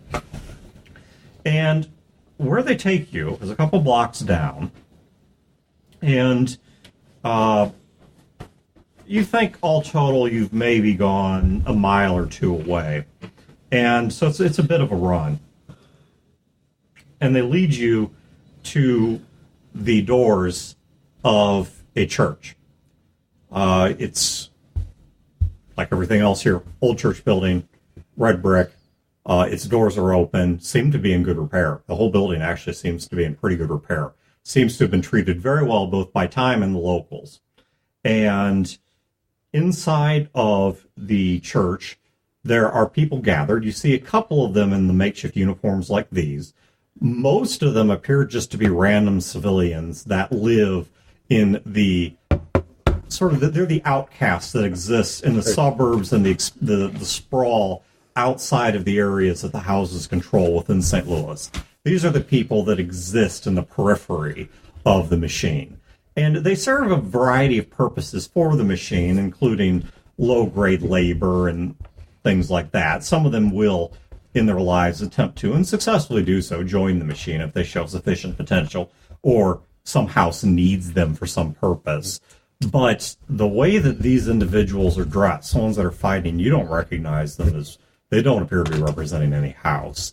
And the individuals that are in there, that are in the camouflage, their weapons are set up against walls. None of them are holding their weapons. And I'll ask one of the soldiers, are you protecting the people? Machines fighting and that the people are getting crushed under it? this machine's been crushing people for decades. Are we protecting them? You better damn well believe we're protecting them. Been crushing for decades, but it hasn't been dropping bombs for decades. I'm glad somebody's looking out for the people. I think Mutters depends on who you are. Once you're in there, one of the men runs down the aisle of the church a bit, down into its sanctuary, and comes back with a middle-aged Asian guy dressed in a fairly nice suit. Not nice as in like it's so nice it sticks out. It's not like that. I just mean this is about as well as you're going to do with post-war tailoring. So this is probably salvaged from a couple similar suits, but seems to be dressed as it doesn't strike you as expensive. It's certainly not gaudy. It just strikes you more that there's a formality about this man. But there's something about him that seems kind of down to earth too. The suit coat is open, his shirt's wrinkled, has some stains on it, one or two of which appear to be dried blood. You don't think it's his. He's trying very hard to look energetic, and there's a brightness to his eyes despite the heaviness that hangs around him as a person and the weariness that hangs around him as a person. And he comes up, as he approaches you, the soldier's muttering some things into his ears, and he's just nodding. And when he reaches you, which one of you is standing closest toward him? Okay. Well, he extends a hand to you, and takes it. My name is Pastor Winfred Liu of the Southeast Baptist Church. This is a sacred place, and it is also a place of peace.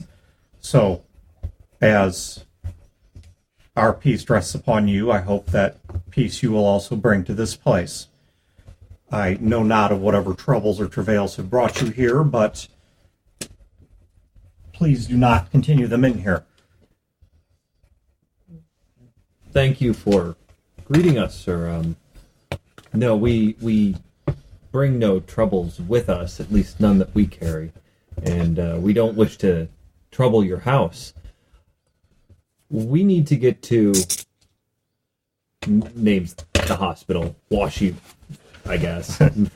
I forget what hospital it was, but yeah, it was whichever hospital. Washi Medical. Sure, why not? Yeah, because it's experimental rabies. Yeah. Yeah. The Spabies. You actually want to get or if you want to give it a different name. I don't remember the hospital. It's the medical facility controlled by House Denham. Yeah. House Denham's research facility, so that's where you're trying to get. Yeah. Well, and the biggest research facility around here for medical stuff is WashU. So, yeah. So, I don't remember if it was a post-war hospital that I invented, but it doesn't matter. Hospital. Right. Hospital, yes. We need to get to House Denham's medical research facility. These two men are, while they don't appear it right now, they are sick, nothing contagious, but There's a critical amount of time involved here. That's not going to be easy to make happen. While I have the blessing of being on positive terms with all sides of this conflict, you do have to understand that there are places that are dangerous to pass through, and anyone could mistake you for being, well, anyone. And I can help you. I can make what contacts I can to guarantee your safe passage with everyone, but you are undertaking quite a risk by making a journey from here into the heart of the city. And, well, I don't know how sick you are precisely, but there's a good chance you may lose your lives just making that journey. Street fighting is unfortunately a confusing affair. We understand. Is there anyone who can guide us around the trouble spots? Well, I think the best that we can do is you want to go to a place that wouldn't be easy to get into even under the best of times. Do you have friends there? Do you have someone in a position of authority that you believe is going to let you in? Yes. Then perhaps what we need to do is arrange a portal. Perhaps if we could talk to that person and get them to agree to some things, then also the people out here might agree to some peace, and they can take you through their territory to the city, and then once you're at the city, whoever it is you know there in a position of power could then take you safely to where this hospital. Is there... I thought that was where the... That was where the GCs was. Is that not the hospital as well? No, that's who made the GCs. That's not the name of... No, that was the name you gave us for the was hospital. that the name of the hospital? Golden Crescent? Waresta. Okay, that's right, because it was a run together of of Washu, Yep, that was the name of the building, was Waresta. yeah, it's a run together of Monsanto, Washu, and something else. I don't remember what it was. It was a slurring of three names. Mm-hmm. Golden Crescent was the mask that was Right. there. Okay, so Waresto was the... Okay, That's the name I'm going to drop. If okay. asked, So, who should we contact? Golden Crescent. House Sounds... Denham. Okay. He's masked. Well, that will help. Certainly someone in House Denham. House Denham has done a fairly good job of remaining neutral in this. What house controls the area we're in right now? Any? At the moment, none. Is there a faction that controls this? Yes, that's who I would have to talk to get you safe passage from here to the edge of the city, and see if we can perhaps convince both sides that a very brief ceasefire might be in their interests. That would be enough to let you through. Who are the sides? Who's lighting up with who? Oh, it's quite a confusing affair. So, if you haven't been here in a while, then perhaps we have some catching up to do. I'll try to keep this brief, as you are in a hurry, and there's much to do to make this happen. But in the aftermath of... There was a trial that occurred here some weeks back. Is there? In the aftermath of that trial, though I don't understand the details of why... Why do you look at me, you son of a bitch? House Culler and Holloway took at first to a bit of a Cold War, but then as accusations flew of sabotage, assassinations, violent harassment, in an attempt to keep peace, the leaders of both houses were placed under a temporary home arrest by the overseer.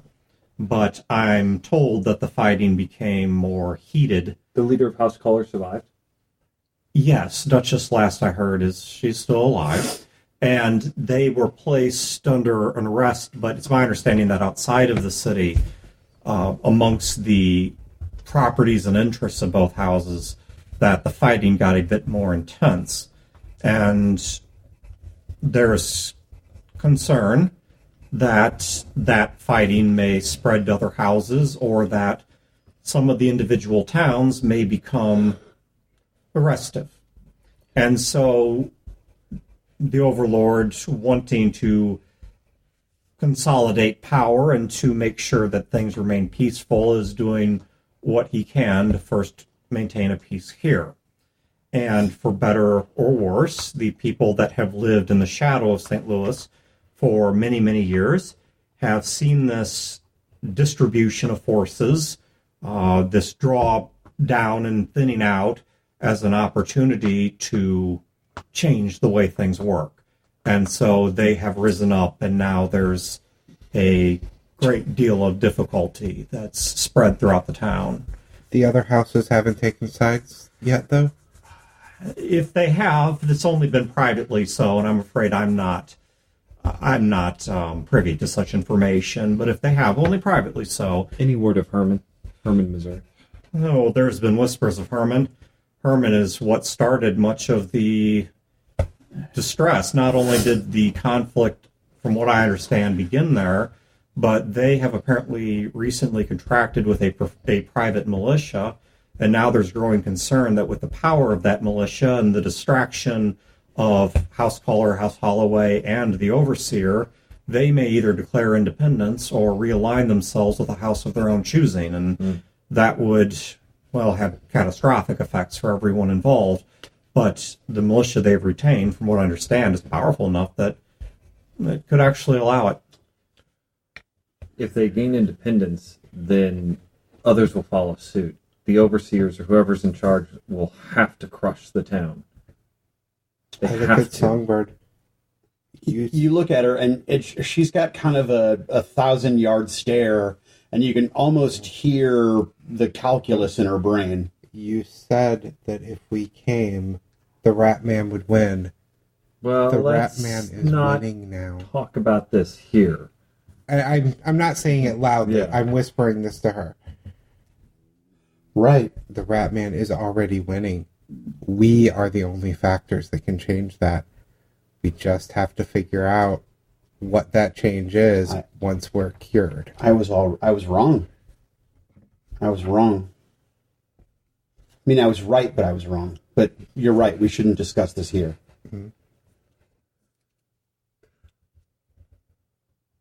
What do we need to do? Well, if you can remain here, I can go. That's a great question, Lee. What do we need to do? Get to the hospital. I can go seek out the general and see if she's open to me attempting some kind of a ceasefire or even just a safe corridor with the houses and the overlord and the overseer to get you to St. Louis. Is there anywhere we can stay that's maybe out of sight? Some of us were aligned with some of the houses. I mean, we're not anymore, but, you know, old wounds and long memories. And I'll set aside a room for you here where you can lay low, but this may be the safest place to stay, as, at least thus far, all sides involved have agreed that a very small number of places, this being one of them, are neutral grounds. They're places for healing for refugees. It's not a place of conflict. And if you're worried about some of the citizens here becoming angry at you, then we can keep you out of the way, and I'm sure I can calm them in the meantime. Excellent.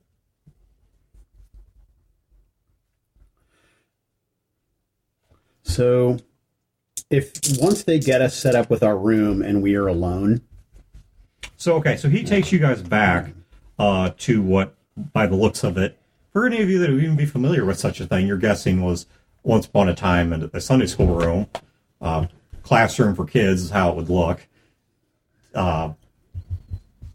And you guys do have a window a little bit high up on the wall that if you kind of climb up towards it allows you to Or look Casey out. just looks out, or ducks Casey down just to look out. Casey ducks to it. And did he leave us alone? Yeah, he leaves you alone in there. Okay. So, a couple of things might happen here. we are known. And as you saw, we almost got shot for being who we are. You in particular, they know of the rest of us, but they know you. We need to get your face covered. I told you I was famous. Right, because you testified for House Color in the trial that started all of this. Well, why am I not surprised? He actually didn't say anything. Those soldiers seem to indicate otherwise. He was there. Joe did most of the testifying.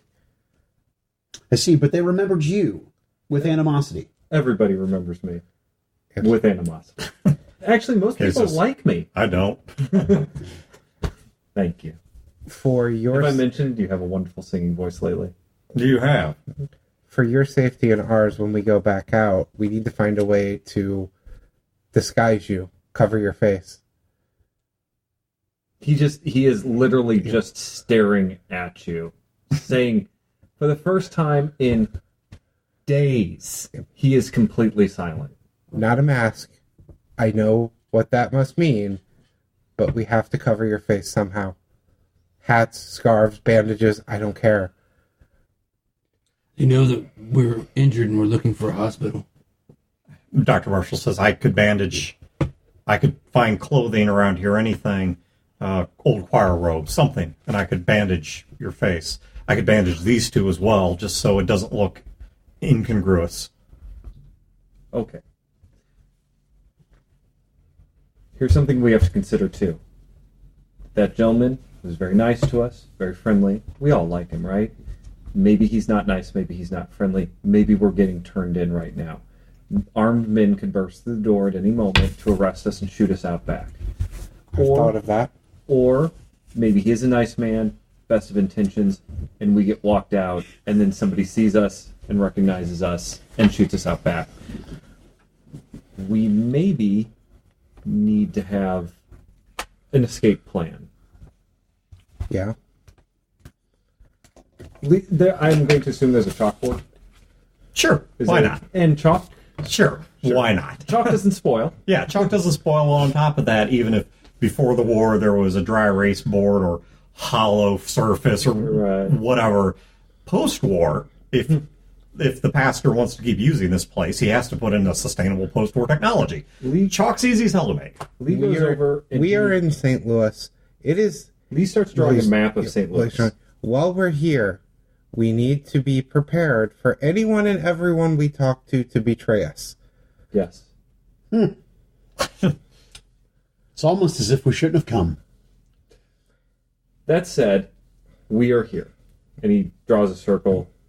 And then these are the streets that I remember. They're side streets and stuff. I don't have a map. But here is where we need to go. So, roughly by what they're saying, he draws a line through it. This looks like it's someone else's territory. Or, what's it? The Denham? No. Denham. Denham. This is Denham's territory. Probably. This is the territory of the Judean Suicide Corps, whoever the hell owns this place. We're the people's front of Judea. Yeah. Oh, yeah. Not the Judean people. So, there you go. It's a role-playing game that has a Monty Python reference, but it isn't a Holy Grail reference. So, Life's a piece of shit. when you think of it, so just put your lips together and smile. So anyway, so this is where we need to be. He draws a circle down here. Do you guys remember where Sunset's mom's house is? Yes. Yes. Strangely, no. This is where Sunset's mom's house is. Okay. If we have to run for it, we get split up, or a bomb drops and we get split up, or we get taken and escape and split up, let's agree to meet at Sunset's mom's house. And how am I to find Sunset's mom's house? Commit this map to memory and then ask for Sunset's mom's house. Okay. I'm going to get my goggles out and take a picture. Okay. And with that, he gets Casey and Dr. Marshall to agree. He erases that part of the map off the board. All right. little bit of time goes by, and Pastor Lou comes back and knocks on the frame of the door to the room. Opens it up. Says, I have some visitors here for you. Some individuals that would like to talk to you. And he takes a step back. There's a older-ish woman standing there. 50s, maybe 60s. Mostly grayed hair. Shortcut. Probably was black once upon a time. Now looks more of a sort of powdered, almost auburn color. Has a very crisp look to her. It's very, she's standing all with perfect posture. You're guessing this is someone who has a military background, possibly even going pre-war. Maybe not that old. But this is someone that certainly has... Do I recognize her? Would you recognize her? Chad, you've got a chance at it. Give me 3d6 plus just a general... 2d6 plus general int check. This really doesn't fit into the Paraclete thing. But would you recognize her in general? 6, 7, 8, 17. Smarts or social? Yes, this is a woman who was once upon a time in charge of the defense force that kind of replaced the Missouri Guard. Think straight out of Jefferson Barracks type stuff. And what they were charged with was protecting and keeping the peace over the outskirts of St. Louis. Apparently she's had a change of heart over time because she was always kind of peripheral to the houses. She was someone that they worked closely with, but she herself was not a member of the machine. She was not part of any of the houses specifically. But it appears that her interest in working with the machine has waned. And she's standing there. She has what looks like an aide with her. And she says, so, I understand that you want passage through my territory in the middle of a fight. And you want me to make things nice and quiet so a few of you can get rid of the sniffles. Now, you do understand that I've got fighting men and women that are all blown to hell, dying from all kinds of injuries and soon to be all kinds of diseases. But you think two of you are important enough that I'm going to change my strategies and change my diplomacy to make this work. I want you to sell me on that. Songbird, go for it. You're kidding.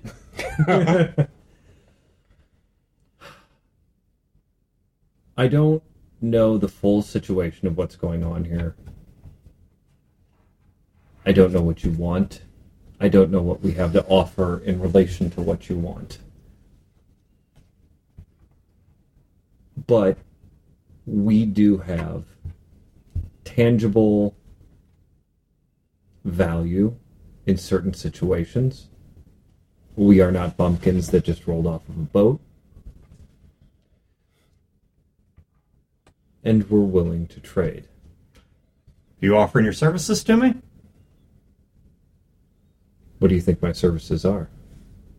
Well, I don't know. You just told me you had valuable skills. I'm asking if that's what's on the table. He said we had value. He didn't say that value was skills. But we potentially have valuable skills, too. We have a house doctor. Why don't you walk with me for a moment? She turns around and with the aide in tow walks down the hallway into what used to be an emergency exit and steps out onto the street. I follow her. Do all of you follow her or just Yeah, I follow. Okay. I do have to go soon. 'Cause Okay, it's almost I'm 11. almost to where I want to be. This is where she's going to shoot me in the head. She starts You don't want to miss walking. that. I'll kill her. She starts walking you guys You. down the Stealing my kill. down the street, and she shows you as you guys are walking. You guys can see the dilapidated buildings. You can see people that are peering out of the windows nervously. Children with dirt on their faces. People dressed in clothes, some of which seem to be eking out a middle of the road existence. many of which are not so lucky. Bullet holes in some of the houses. You have no idea how recent these are. And she says, this is a place that is full of suffering. And the suffering that you see around you is not the sort of suffering that just happened. Sure, there's some additional distress created by the conflict. I'm not going to deny that or put a rose on it. But this you see here, this is the way that it's been for years. People out here sick, suffering, hungry, dying. And so long as the people downtown, everything goes according to their plan, they're content to leave things this way. So perhaps it's time we shake things up a little.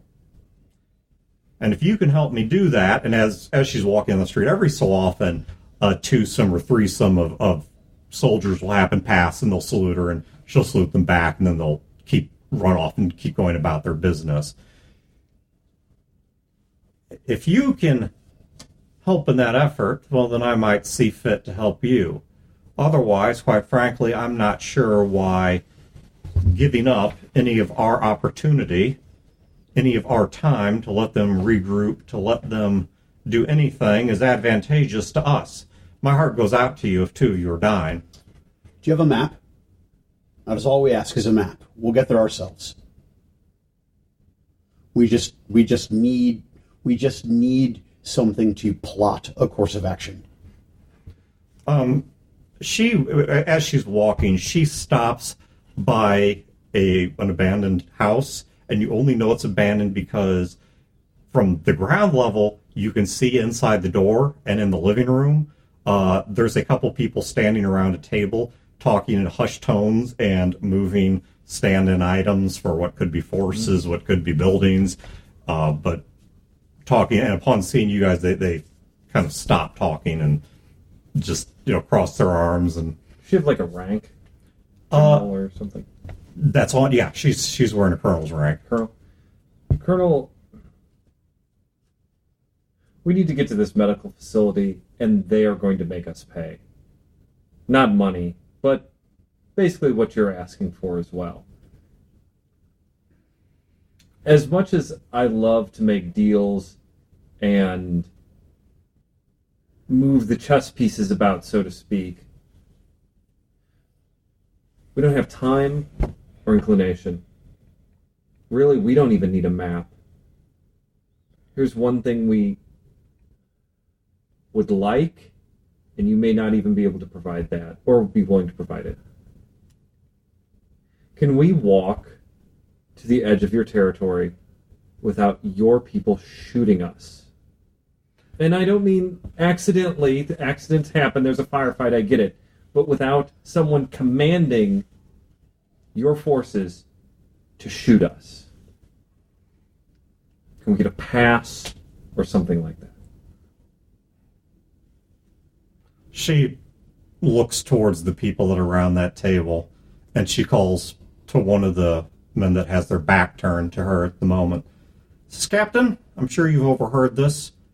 What's your opinion? He turns around. Middle-aged guy.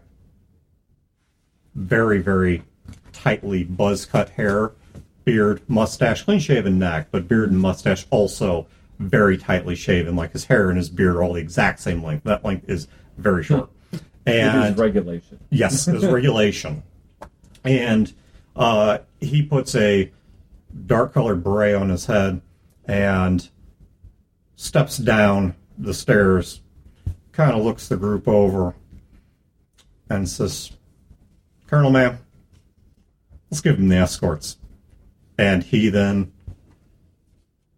turns and he goes back up into the house. But as he goes, he closes the door behind him. And she turns to you and she then, but before he does, as he's closing the door, he looks straight at Songbird and says, you're going to love what you find when you get there. And then he closes the door. And the girl says, all right, I trust my captain's advice, so we're going to get you escort to the edge of the territory we control, and then you're on your own. That's what you got. We move in 15. Thanks. Thank me when you get there. She turns and goes back off down the street. Brodor, to close this game out with the minor cliffhanger, you are free to read the card aloud. You have a flash memory. Another still pic of him looking at you through red-lensed goggles. This is Leopard. You...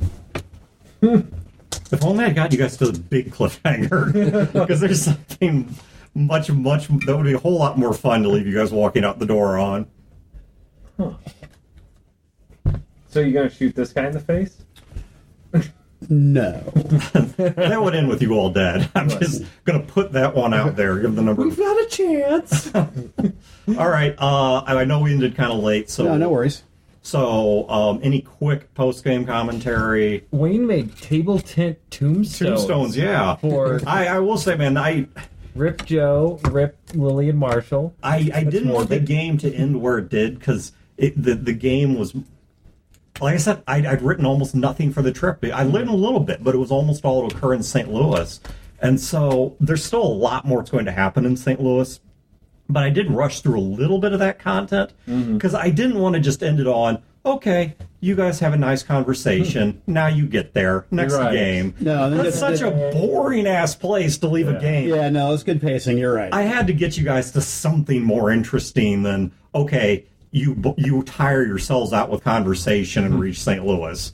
So that's why I abbreviated some events, but I got you through them, I think, with sufficient explanation, and there's still plenty more to happen in St. Louis.